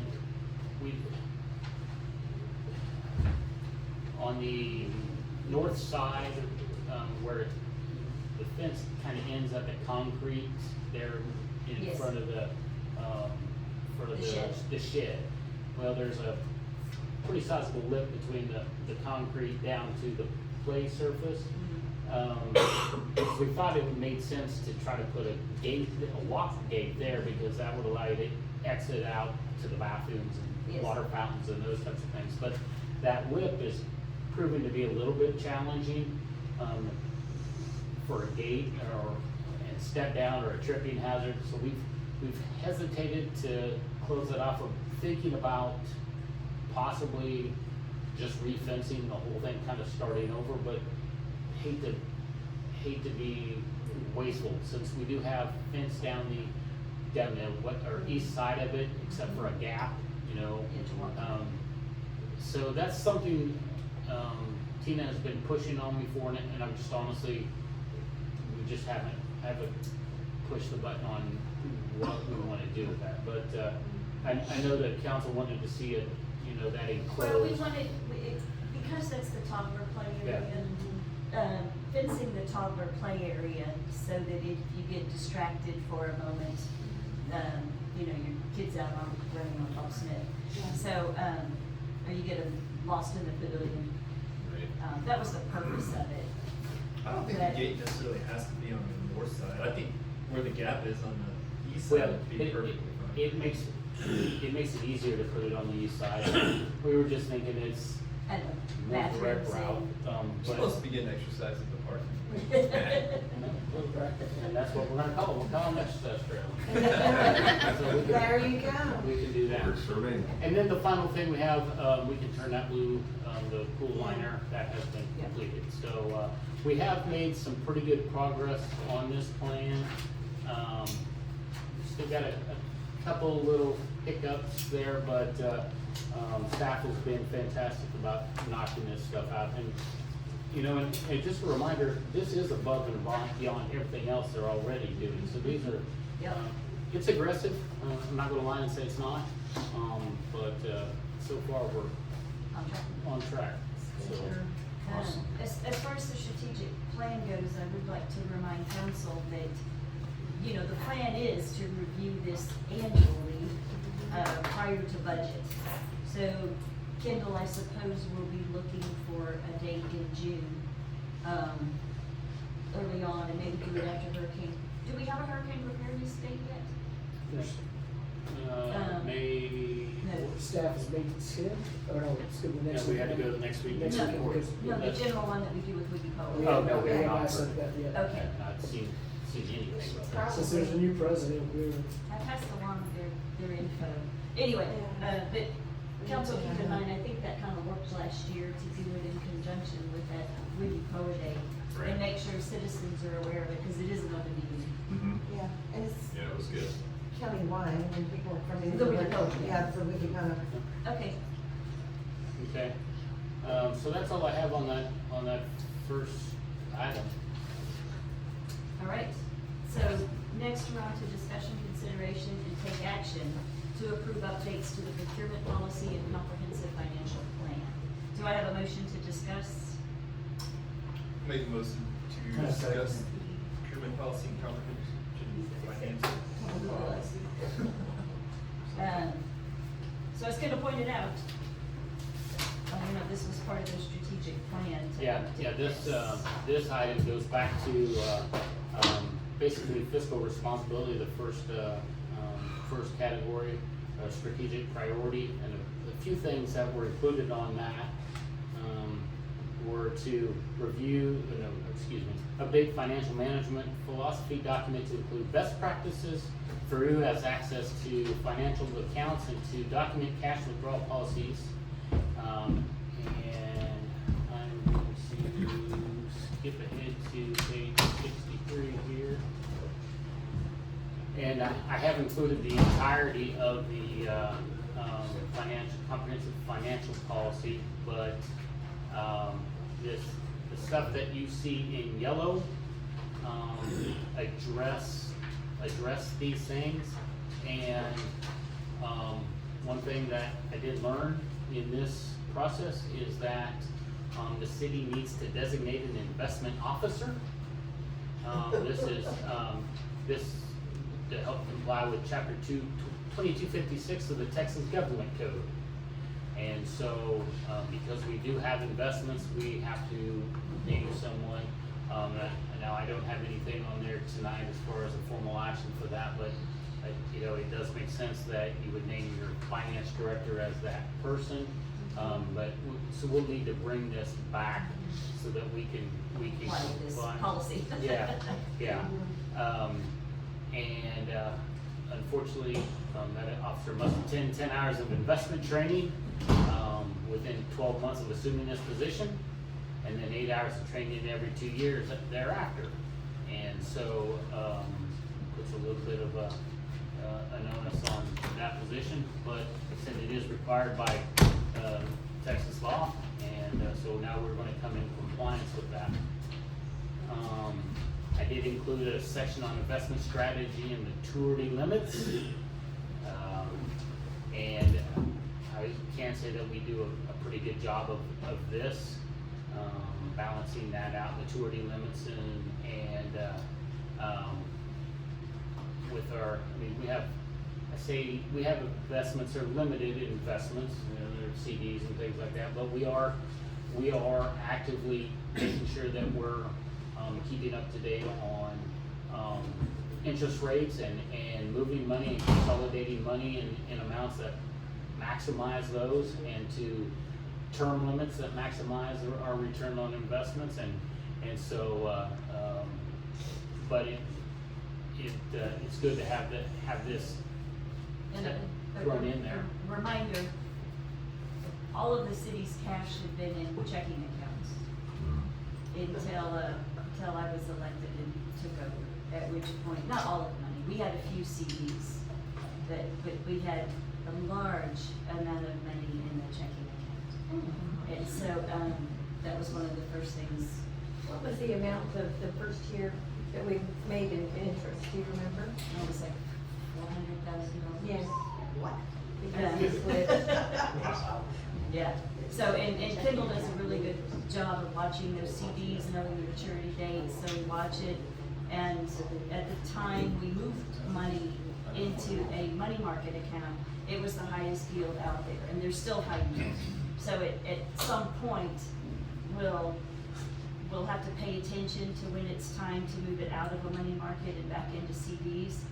But we are getting such a better handle on our overall spend, looking 5 years out, between infrastructure, city hall, park, everything, those plans are all coming together, so we'll be able to predict necessary cash flow, so that we don't end up with money in a CD, and we lose money if we have to take it out to do a project. So, but Kendal's doing a really good job of watching that, and Esther does a great job of making sure we have plenty of money in our checking account to cover everything, but not too much money in our checking account. The majority of it is in interest bearing.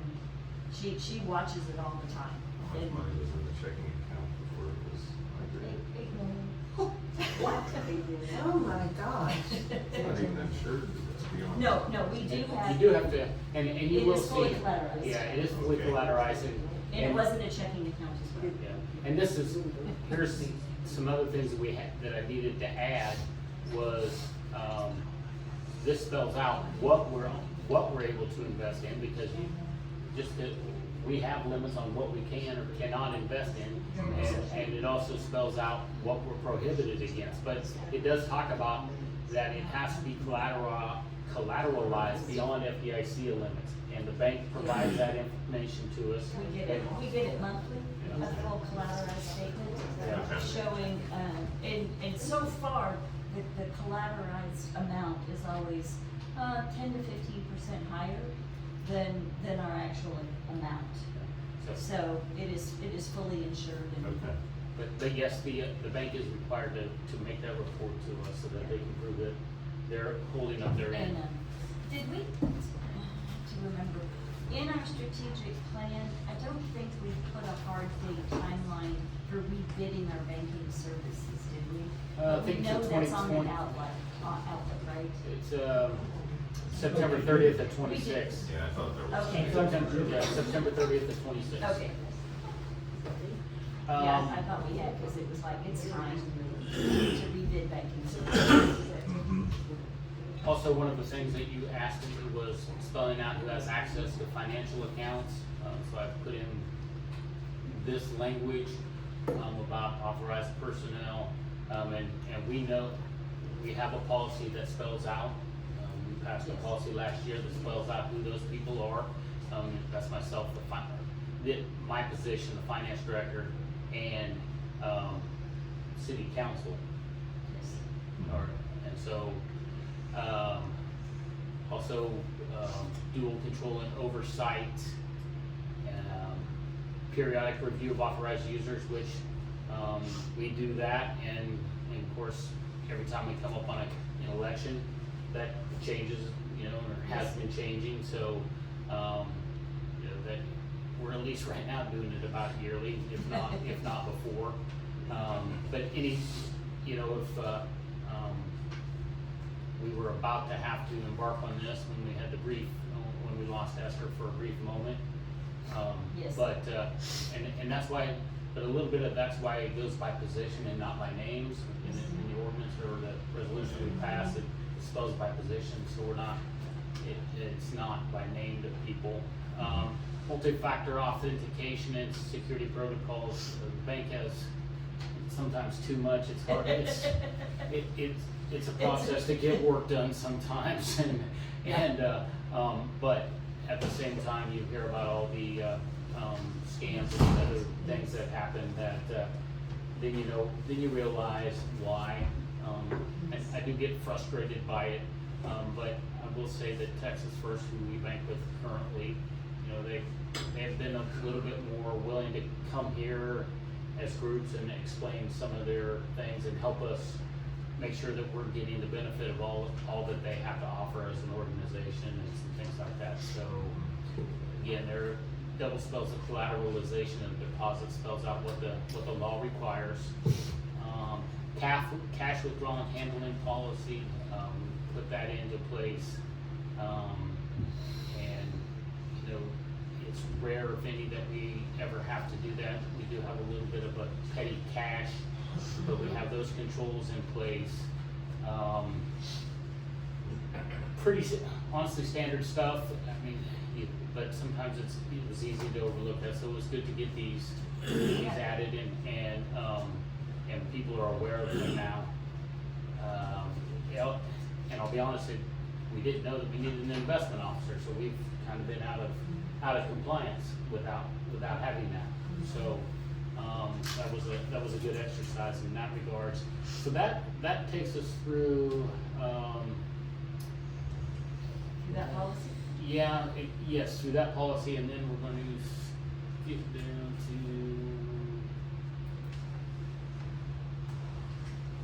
to page 76.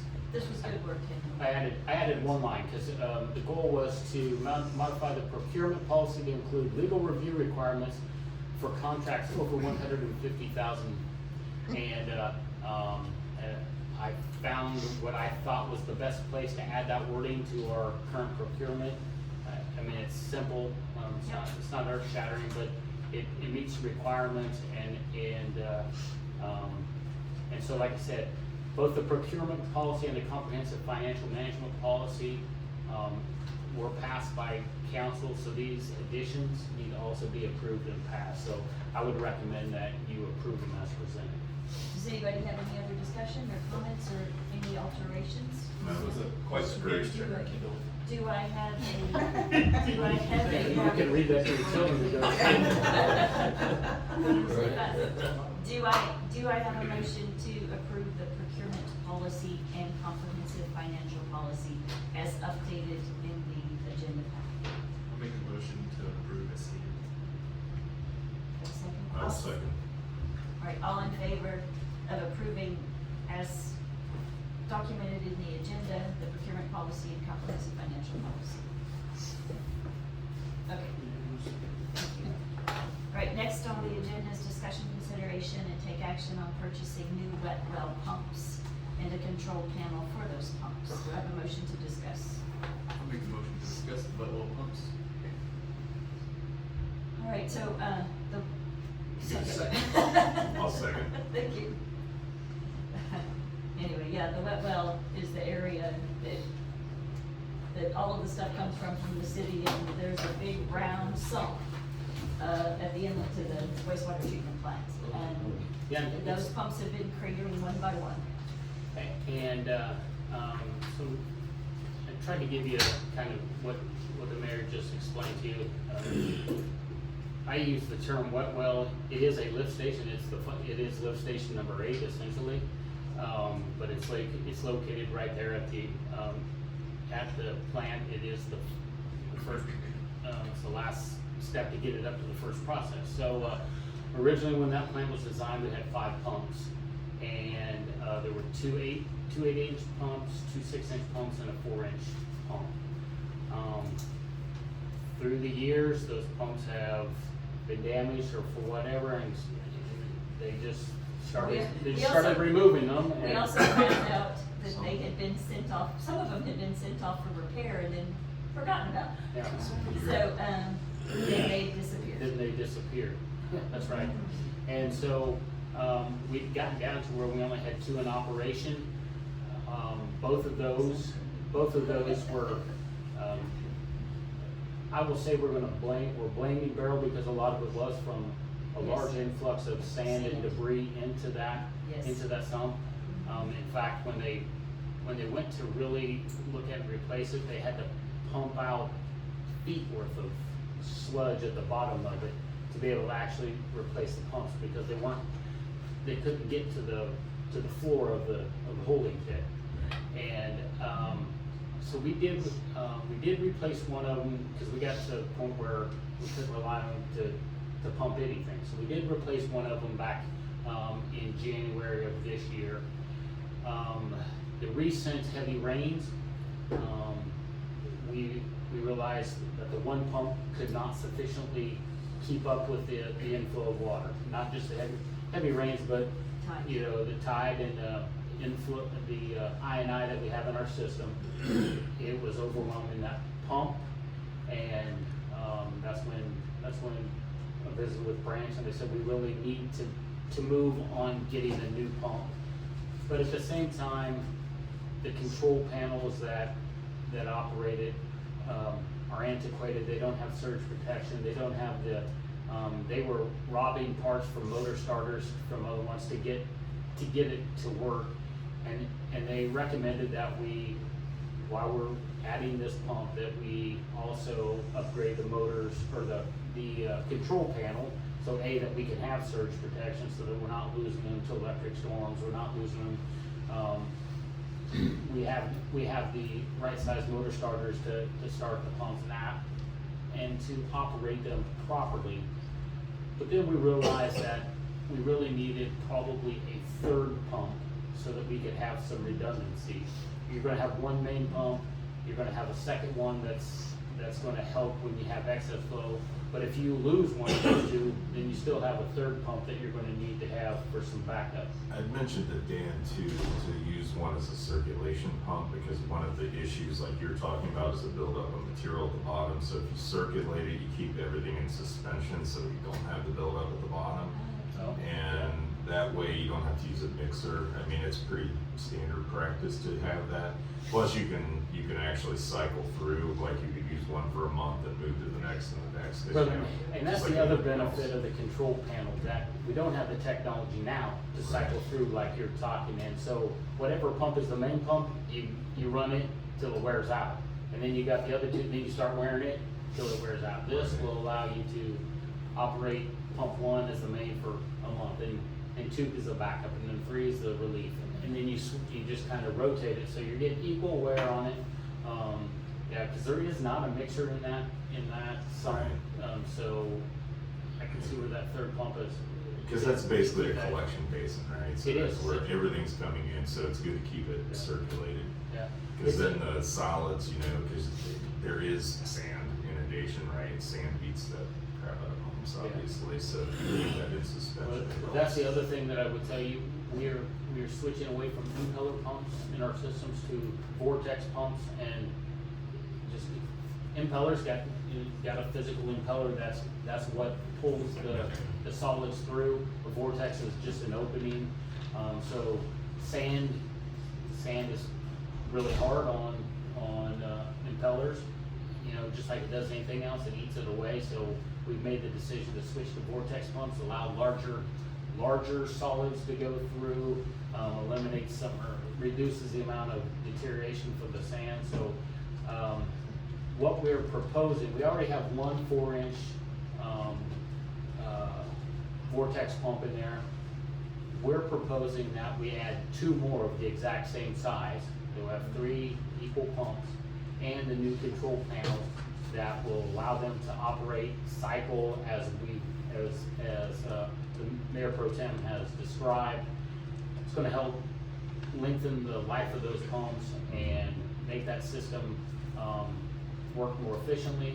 We've also confirmed that these upgrades, as we're talking earlier about the control panel upgrade, the controls electrical upgrades that Mercer Lynn Engineering is designing for us, these will be compatible with that. That would have been something that would have been included a little bit later down the line, so we're kind of jumping the line a little bit and installing it now. So that would be something that would be removed from that portion of the grand project, So we're not double dipping. We're not, no. That's what I wanted to make sure. I didn't want to put something in now and then turn around in a year and take it out because it wasn't what we were looking for, or wasn't compatible with what we were talking about. It's not in Mercer's scope now. It will not be. I have not. It's gonna have to be pulled. Yes, it will have to be He's pulled. meeting with John in 2 weeks. Yeah. We're gonna have. We're just doing it early. Did Pumps of Houston, did Kenneth confirm that we can still use the 8 and 6 inch pipe, or were the velocities gonna be too low? He has not told me an answer to that yet. Okay. So we, as I told you earlier, we had 2 8-inch, 2 6-inch, and a 4. They're just using the same pipes, the same riser pipes, to pump the stuff through, and so we're putting connections that match up to it. He's wanting to make sure that this doesn't create any friction loss or because you're raising it about 30 feet ahead.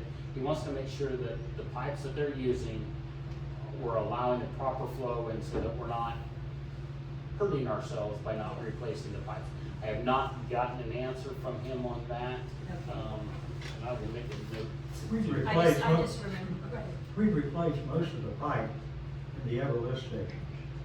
In the lift A lot. stations, yes. Yeah, There's an opportunity maybe to make sure that we don't have any problems in the future.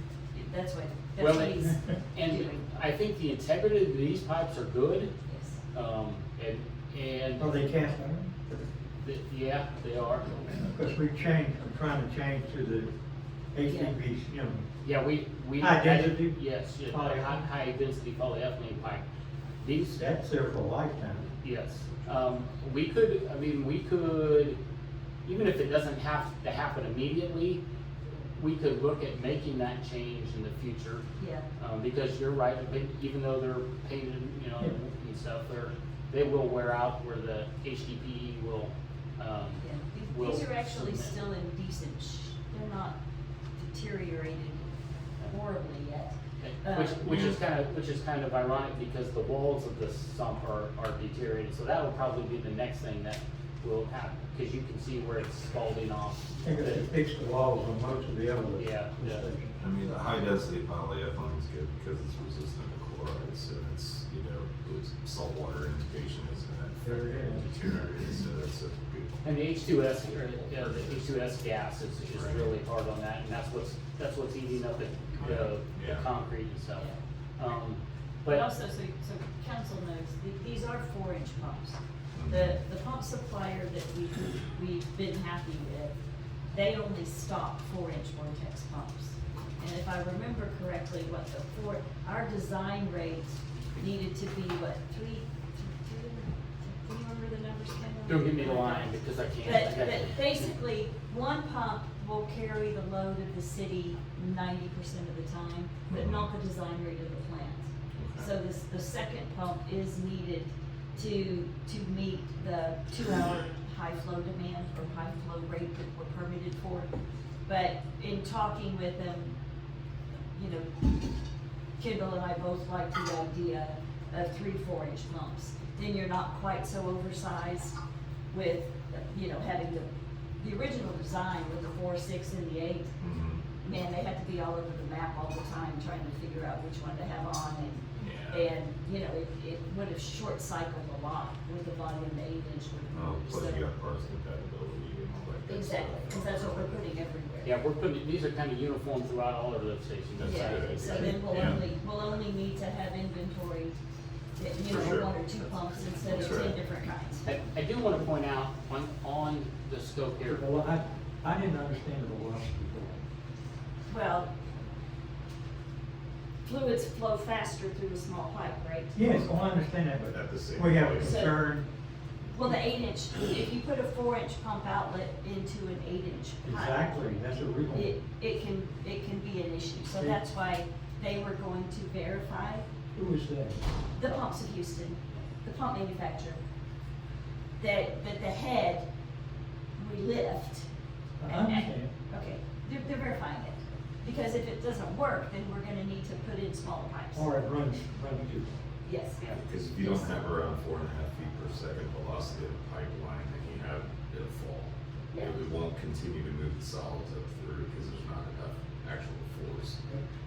That's what I'm. So, That's that what would be she's my talking about, so concern. if you go to a larger diameter at the same amount of. Once you do that, yeah, so that's why you lose the velocity. That's right. he was checking on the design curve of the pump to make But he sure. doesn't have the 16 pumps, is what that is. Right, they don't carry the 6-inch pump. And we made the decision, we want to be uniform with 4-inch pumps everywhere, because from an inventory perspective and having a spare on the shelf, plus that's what he carries. So What's the brand? Meyer. Myers. That's good.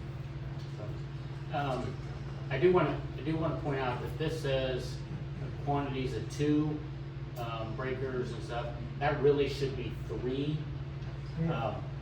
because you got to have 1 for each pump. So this he changed the pricing on that. Did not go back and change the numbers up there, but he has assured us that for this price, we're gonna get 3 of each of the things that we need, the motor starters We and already the have surge 1 pump, protect, so yeah. this is a bid for 2 pumps And 3 control mechanisms, 3 starters and 3 pump controls. Yeah. So, like I said, he had given us an original price of, I don't know, 46,000 or 42, I don't remember what but then when we asked him about the 3rd pump and the changes, he came back with this updated price, but he when we questioned about it, he said, oh, I forgot to change that, but yes, for that price, you're getting everything that you need I will tell you, in the cabinet. Branch started off requesting the quote, trying to save us some money. But saving us the money didn't really give us enough flow. They had come in with a booster pump, a smaller booster pump. A smaller booster pump. Okay, yeah. And as Kendall and I discussed it, and we looked at the design flow rates and the flexibility we have by having all 3 pumps the same, that's why we asked for the additional quote. That's the reason for saying alternate bid. Yes. Yes. Yep. Yeah, because that was not the first, we had asked them to go back and re-quote it. Did you go to any other distributors? But No. no, we have not. We did not. I think it's probably a good idea. Be very wise out here. I mean, I can name a bunch off the top of my head, we could probably take a look, I mean, it's tariff time, it's tariff season, so all the prices are going up, but, you know. Now's the time. I mean, it's the difference between, I mean, we could look at maybe a 10 to 20% savings if we look elsewhere and make them, force them to be competitive. There isn't that 90-day stall right now, so they're not like that. No, I think, yeah, you're right with the tariffs. But it's just a suggestion because, I mean, I know this is the business that I know, obviously. So It's your business, I have listened. So I would suggest that we look, I can give you a list of contacts. I mean, it's worth just sending it out because you could get it turned around in a couple of days. Yeah. Alright. Because you got the spec here basically of what you've got, so I'll provide you with some contacts and you can just send them this information and they'll come back, you know, maybe with competitive prices. Because I mean, this looks a little steep to me. It's the, based on my experience, it's the control panels. They are, we've looked at trying to find alternates for the control panels for the lift stations. Huh. It's amazing how that one little panel can be $25,000. Yeah, that's. The thing that changed. If it's got an E with it. I know. But the big thing is we're not Contacts gonna pay for those. Mercer and their electrical upgrade of the wood treatment That's correct. to do the same thing. Yes. It's their engineering. Yep. That was my real concern. And I really do like the idea of looking at this thing, if we can do it and turn it around fast. Can we wait 2 weeks? I think so. The only caveat is that, we are using a loaner pump from the pumps in Houston right now, free of charge.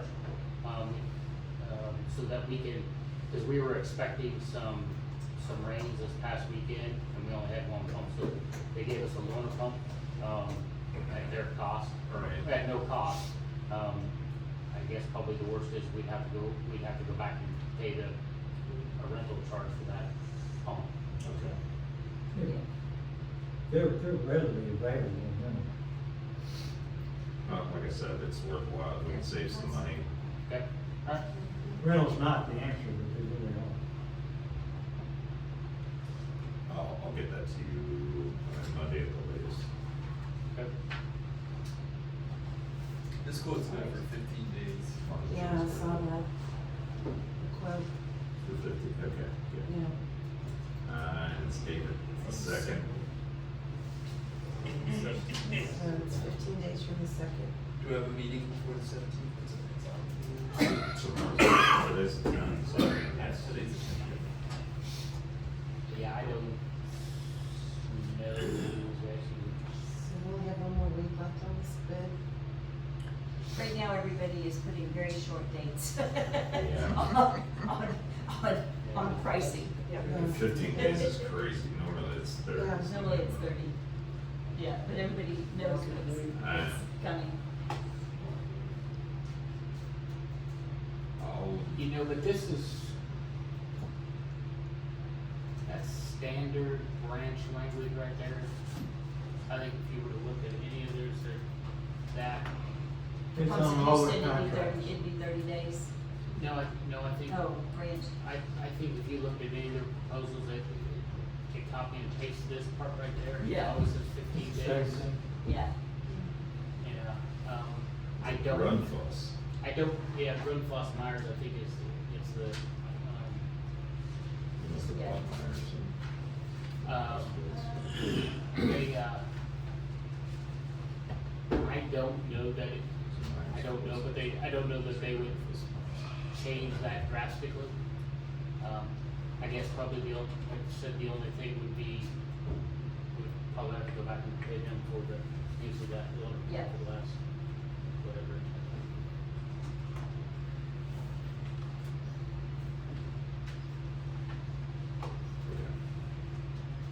So you, maybe a motion to table this to the next meeting? Yep. Yes, please. I have a motion to, I will make a motion to table this till next council meeting. there's a second. I second it. All in favor? All right, next is the discussion, consideration, and take action on short-term rental ordinance. Do I have a motion to discuss? I'll make a motion to discuss. I second it. Okay. Any discussion, or are we ready to vote? I'm ready to vote. I've done a little research, and I'll be as quick as I possibly can with it. And then I have 2 questions for Kendall. So can I have a few minutes? Absolutely. Thank you.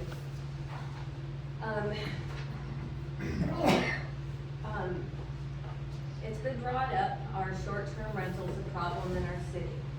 And what crime happens in Jamaica Beach?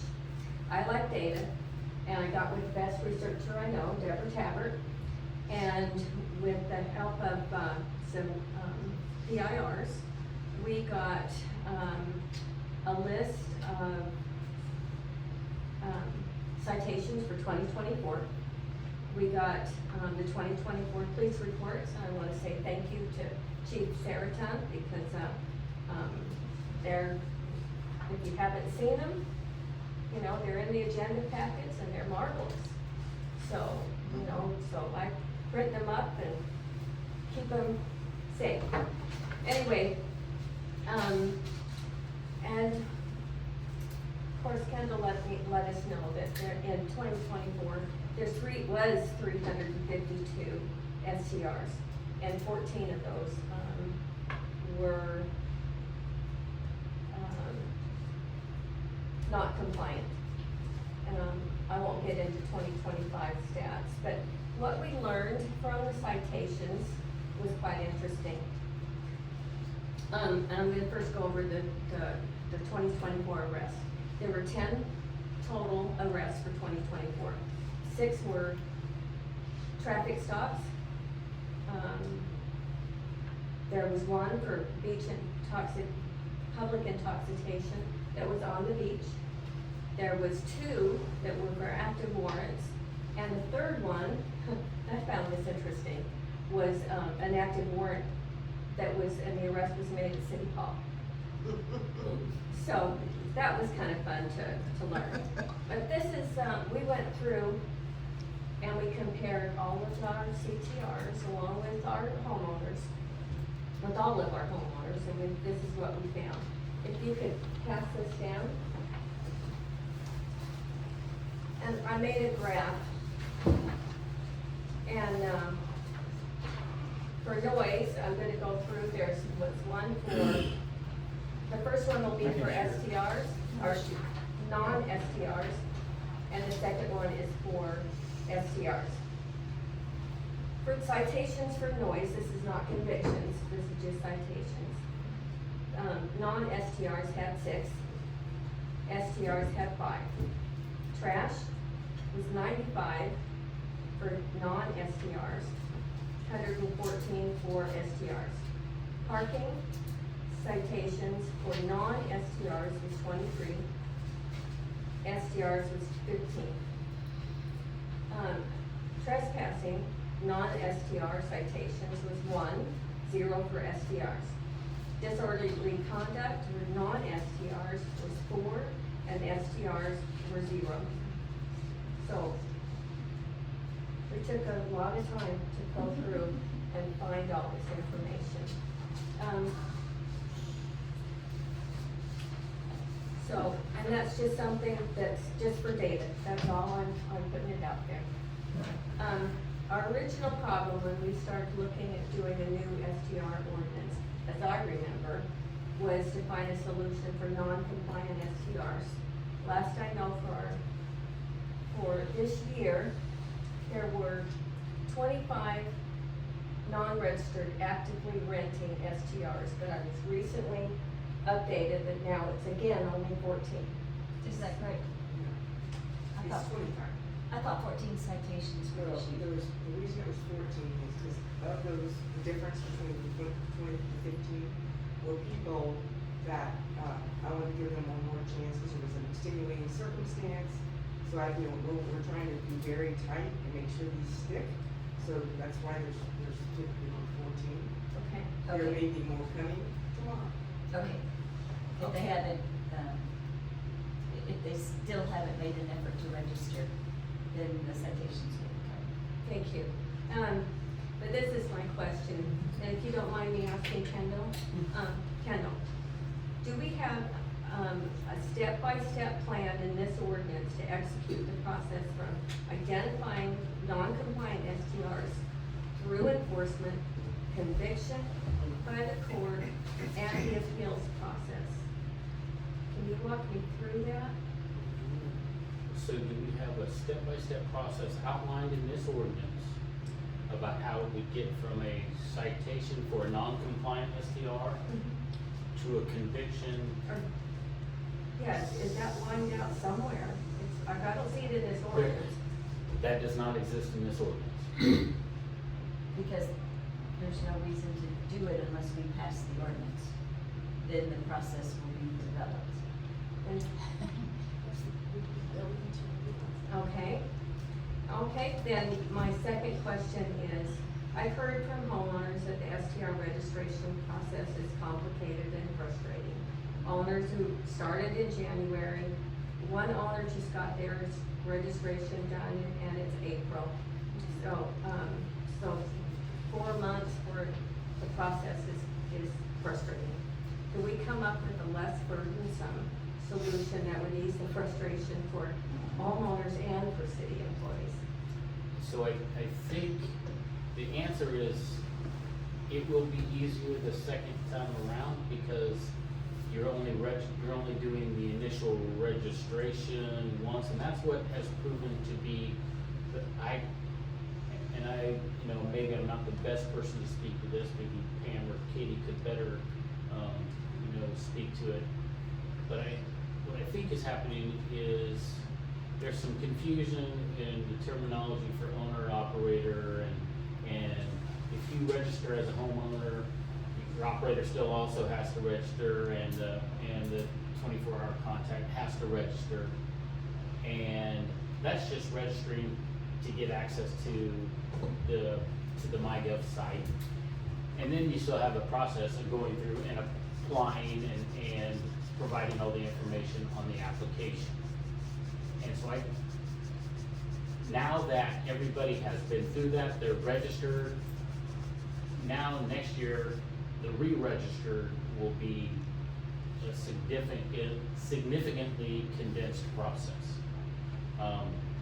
Now, anyone that is still, if you showed up today with a brand new STR, it may be a little bit confusing working through that process. So I can understand those frustrations, and I think staff learned a little bit about how to better communicate some of those processes.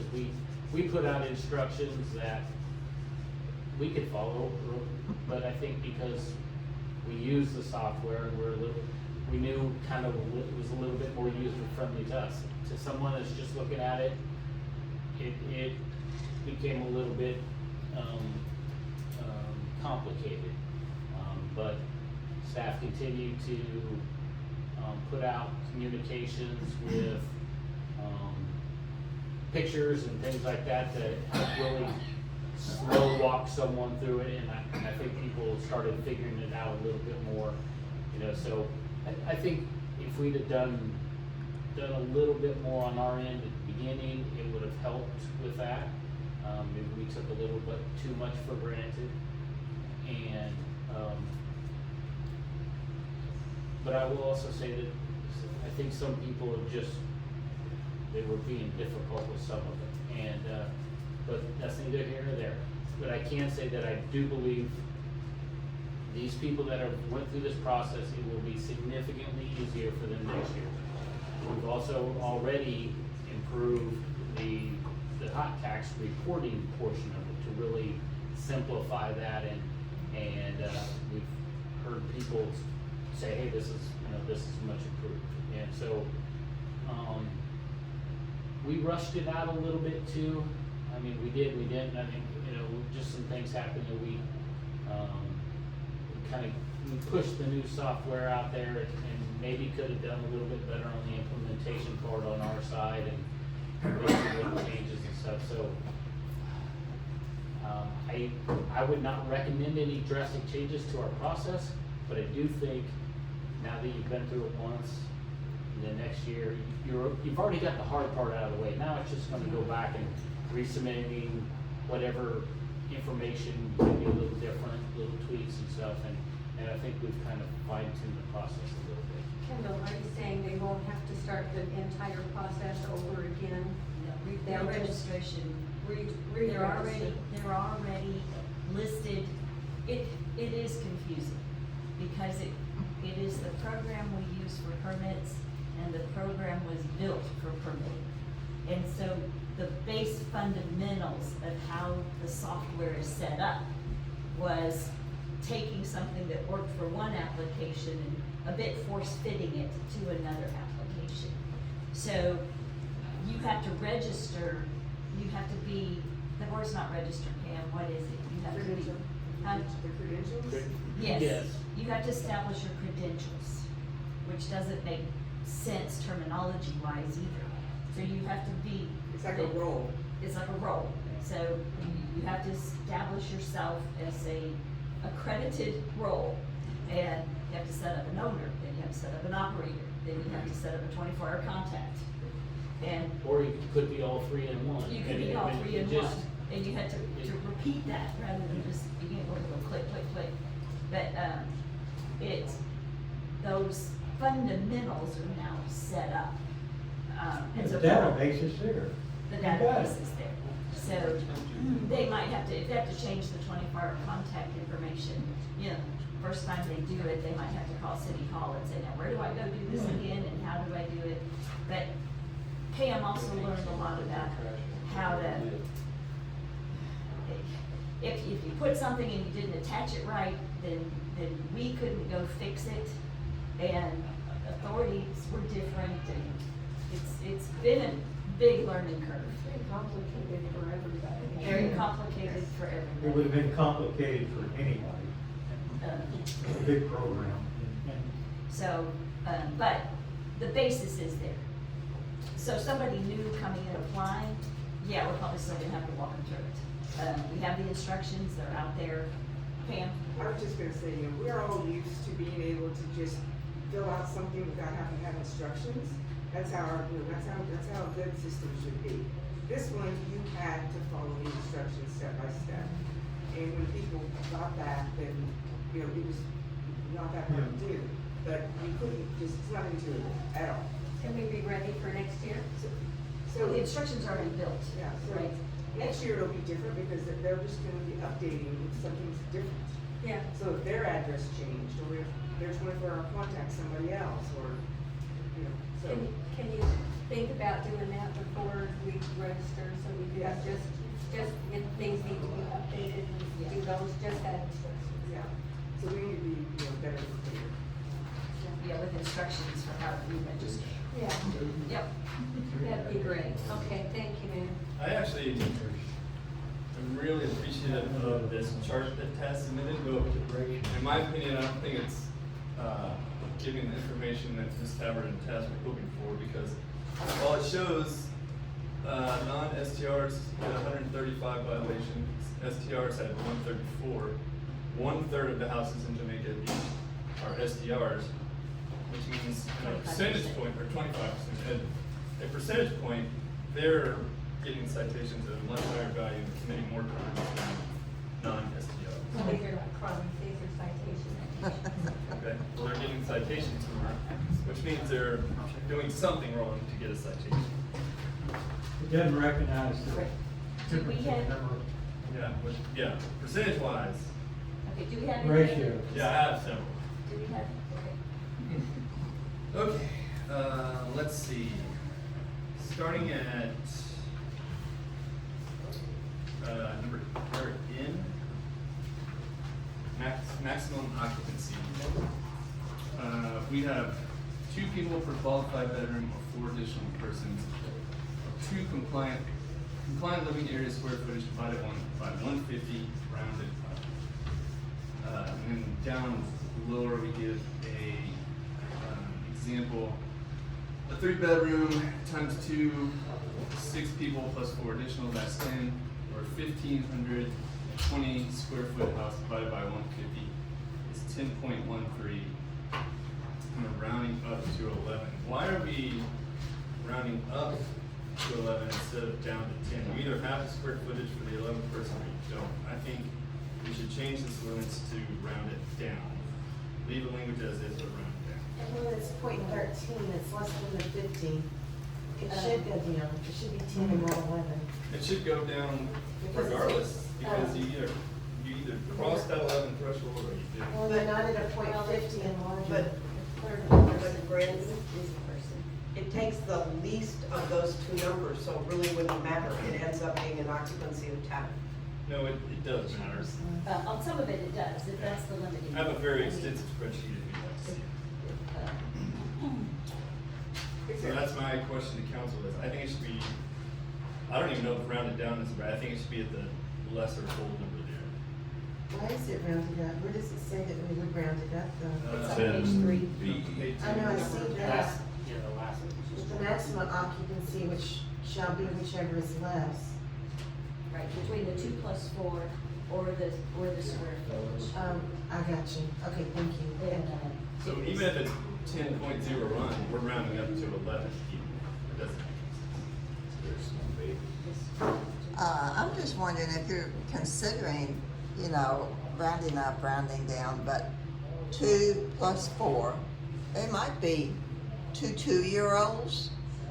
You gotta consider it's not just all adults and all teenagers, especially when people come down here to rent. So I think the 2 and 4. That's the part we're not advocating changing. No, we're not changing it. Oh, okay. That Then was I a separate thing misunderstood, that I'm we sorry. discounted, right? It's still gonna be the 2-4. It's not, we're not changing it to the 2-2. Oh, okay. It's just limiting it based on square footage.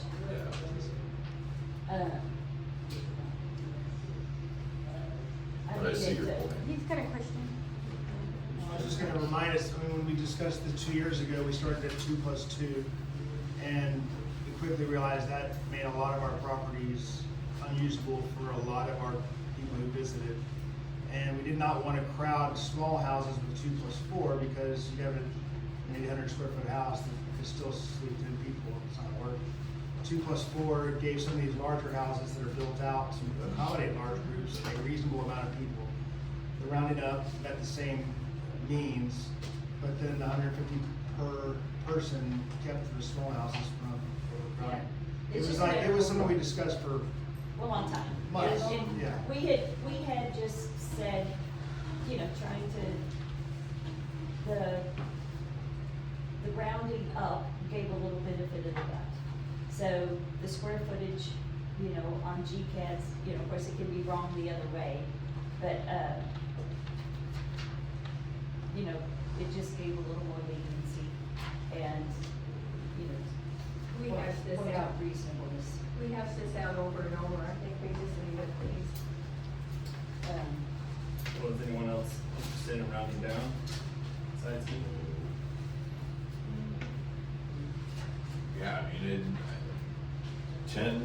makes sense. It never made sense to me either why we're rounding up on that, because it's not 10.5. It's not to me, yeah. I feel like Well, anything at I 50% or thought- something. We're going by the Our thought math. was you can't have a portion of a person. So if it says 10.2, okay, what are you gonna do? Well, that's why it should go down. You didn't But cross no, you the have, threshold but you to have, get to 11. no, you have the space to hold a portion of a You person. don't. Just put it. So, it was like, you don't have part of a person. But when you come to fractions like that, it's not right. I mean, we're looking at rounding down or rounding up. But this is a fraction that's less than 50%. For this example, 10.13. That's not even a quarter. To me, it's 10, and it's 10 people. But it would be 10 people based on the other numbers. Yeah, but it might not be. It might not be. In many of the On examples, square it's footage. not. So if you don't round that up, you're gonna have a lot of owners who have larger houses, who have built-out beds, that are not cramming houses, and they're not gonna have the capacity per your ordinance for the house that's been built. This has been debated so much that Yep. I'm surprised we're even discussing it. Yeah. Anything over 1,500 square foot typically is gonna roll to the 2+4 Yeah. over the one. So, Yeah. walk away. I mean, there's a lot of give. Like I said, the point of it was, you can't have just a portion of a person. So if it was 10.1, then you're gonna have a whole person, and we rounded it up.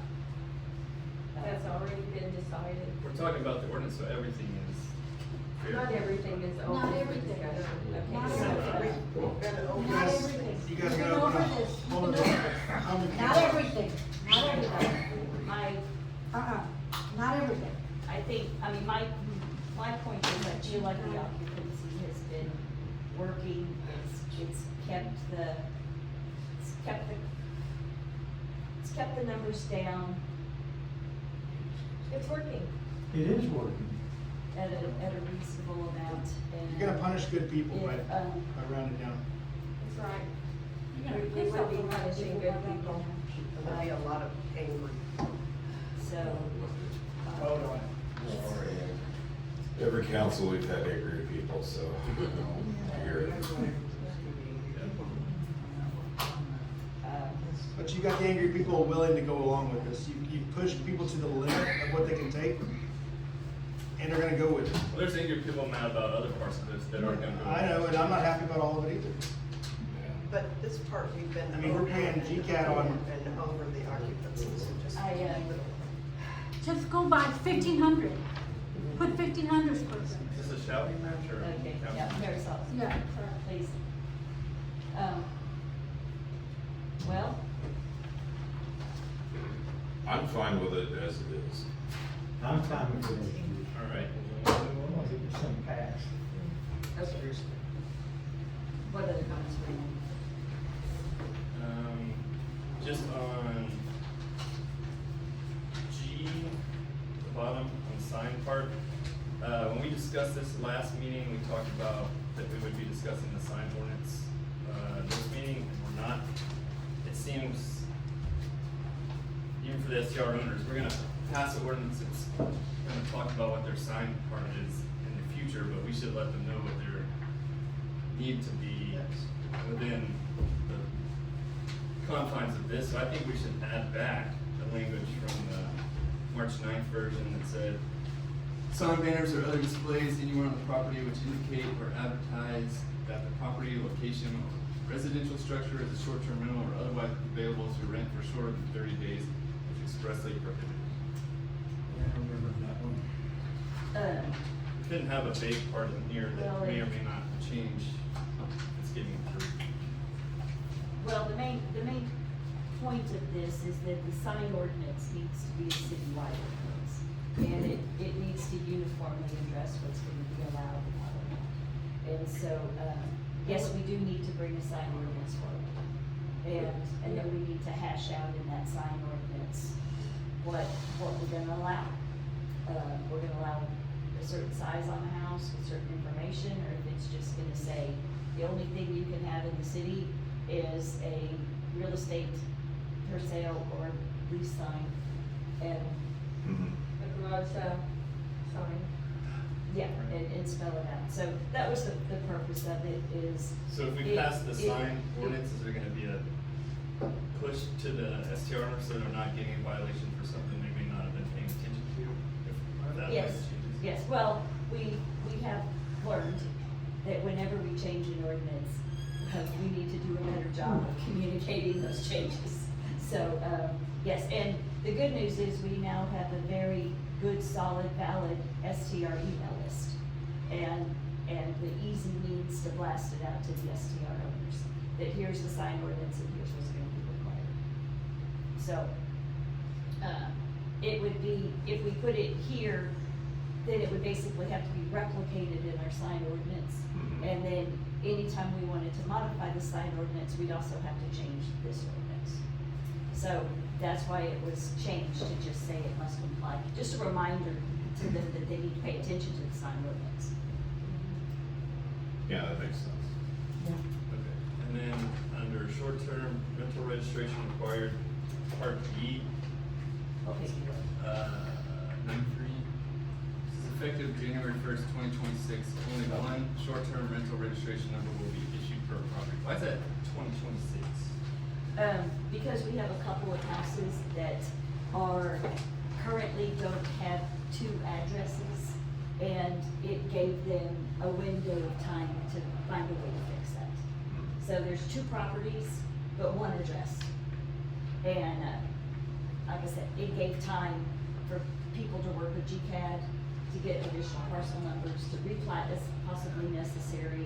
So that was the reason for that. That's reasonable. Yeah. Required as a replat, right? I mean, that's how to resolve it. It depends. Well, in one case, they just don't have another parcel ID. It's platted as two, but for some reason, they only have one address. That's been not allowed forever, right? Yeah, yeah, but there's some history, you know, things that were allowed in the past that aren't allowed now. So, trying to give time to rectify it. My only other thing is just that we should put in here when we vote on this, that the effective date of this ordinance is, I guess, today. Yeah, when we we didn't put a date. Well, it won't be today, you will still have to publish this. Oh, that's right, we do. Yeah. So do we need to pick an effective date? Um, Time that it has to be published for a length of time? No, just, we gotta, because there's fines associated with it, we have to publish it. And I don't know when the first time I can get it in the newspaper will be. Okay. Probably within I would say within the week. So do we want to make it effective May 1st?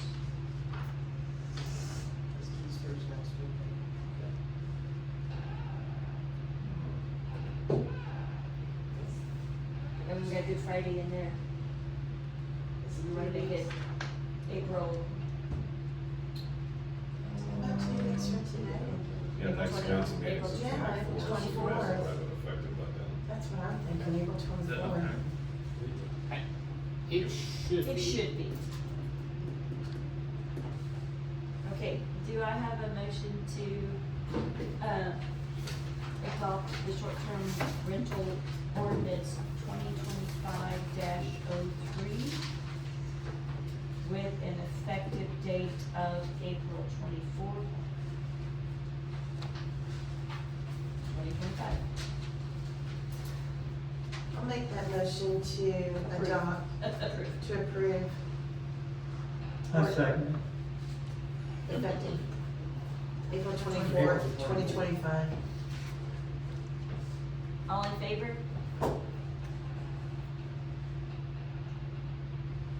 Okay, all opposed?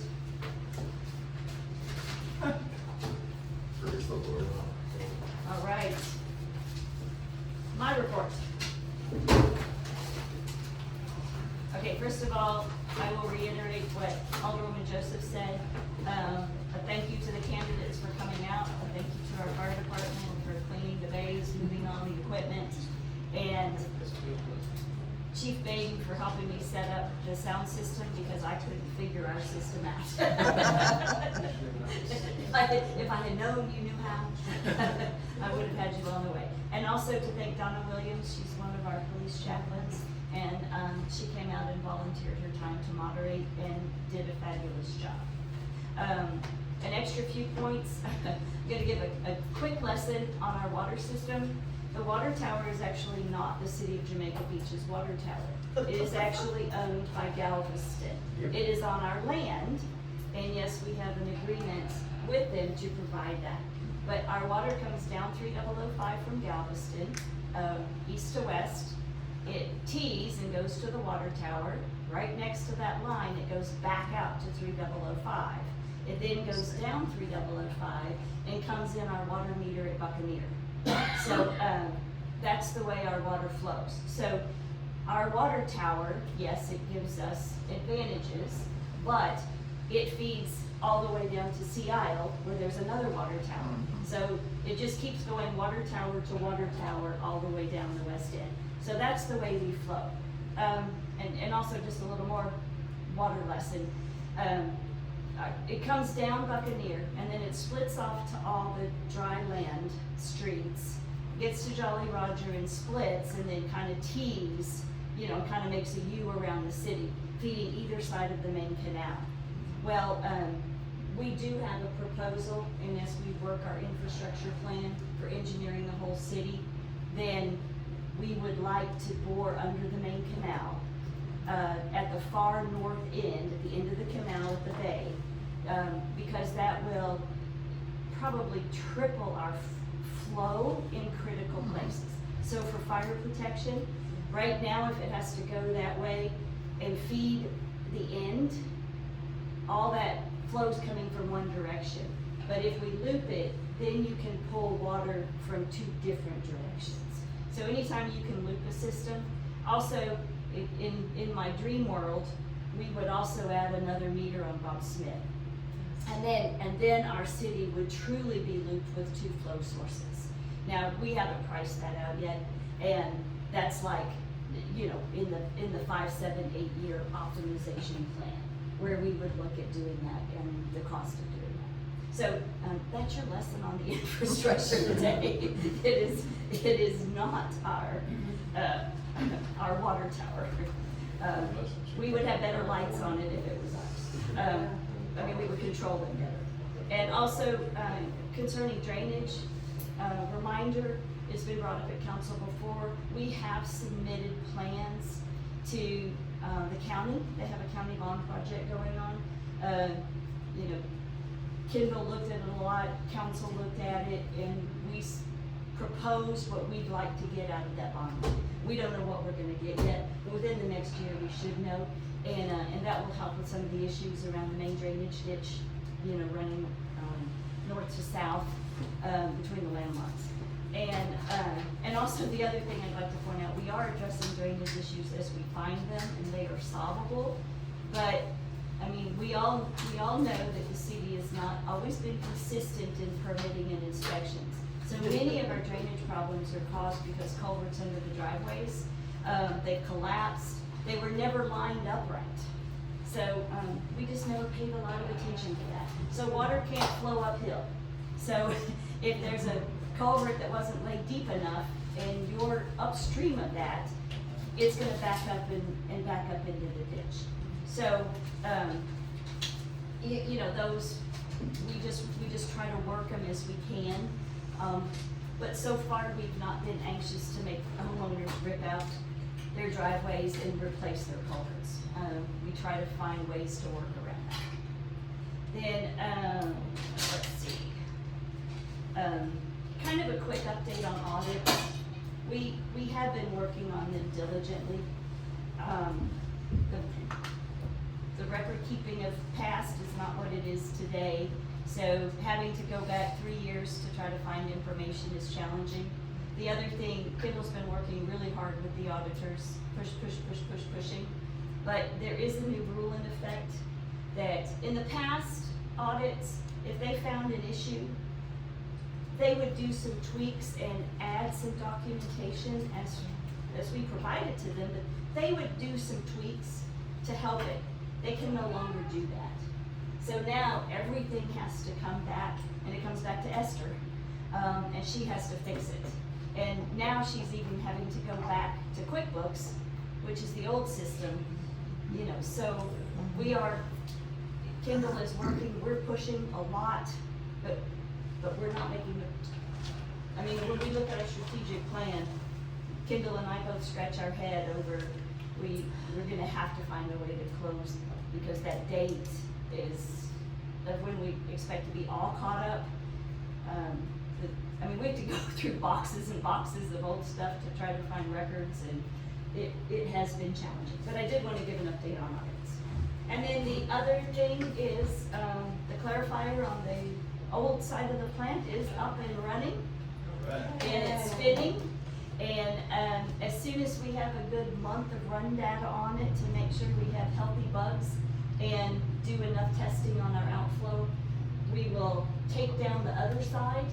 So we'll probably be coming to y'all for approval of necessary funds, because we expect to find fun and games over there. All right, that's my mayor's report. That's for the first time since 2011. I don't know, I think it's been since It's I. like, right? Eight, Eight. Oh, okay. 2008, so it's likely not turned since then, so how will we give it that? All right, so do I have a motion to, I never get this. word. Recess into executive Recess into executive session. I'll make a motion to recess to executive session. I'll I second. will too. Go for it. Okay, good.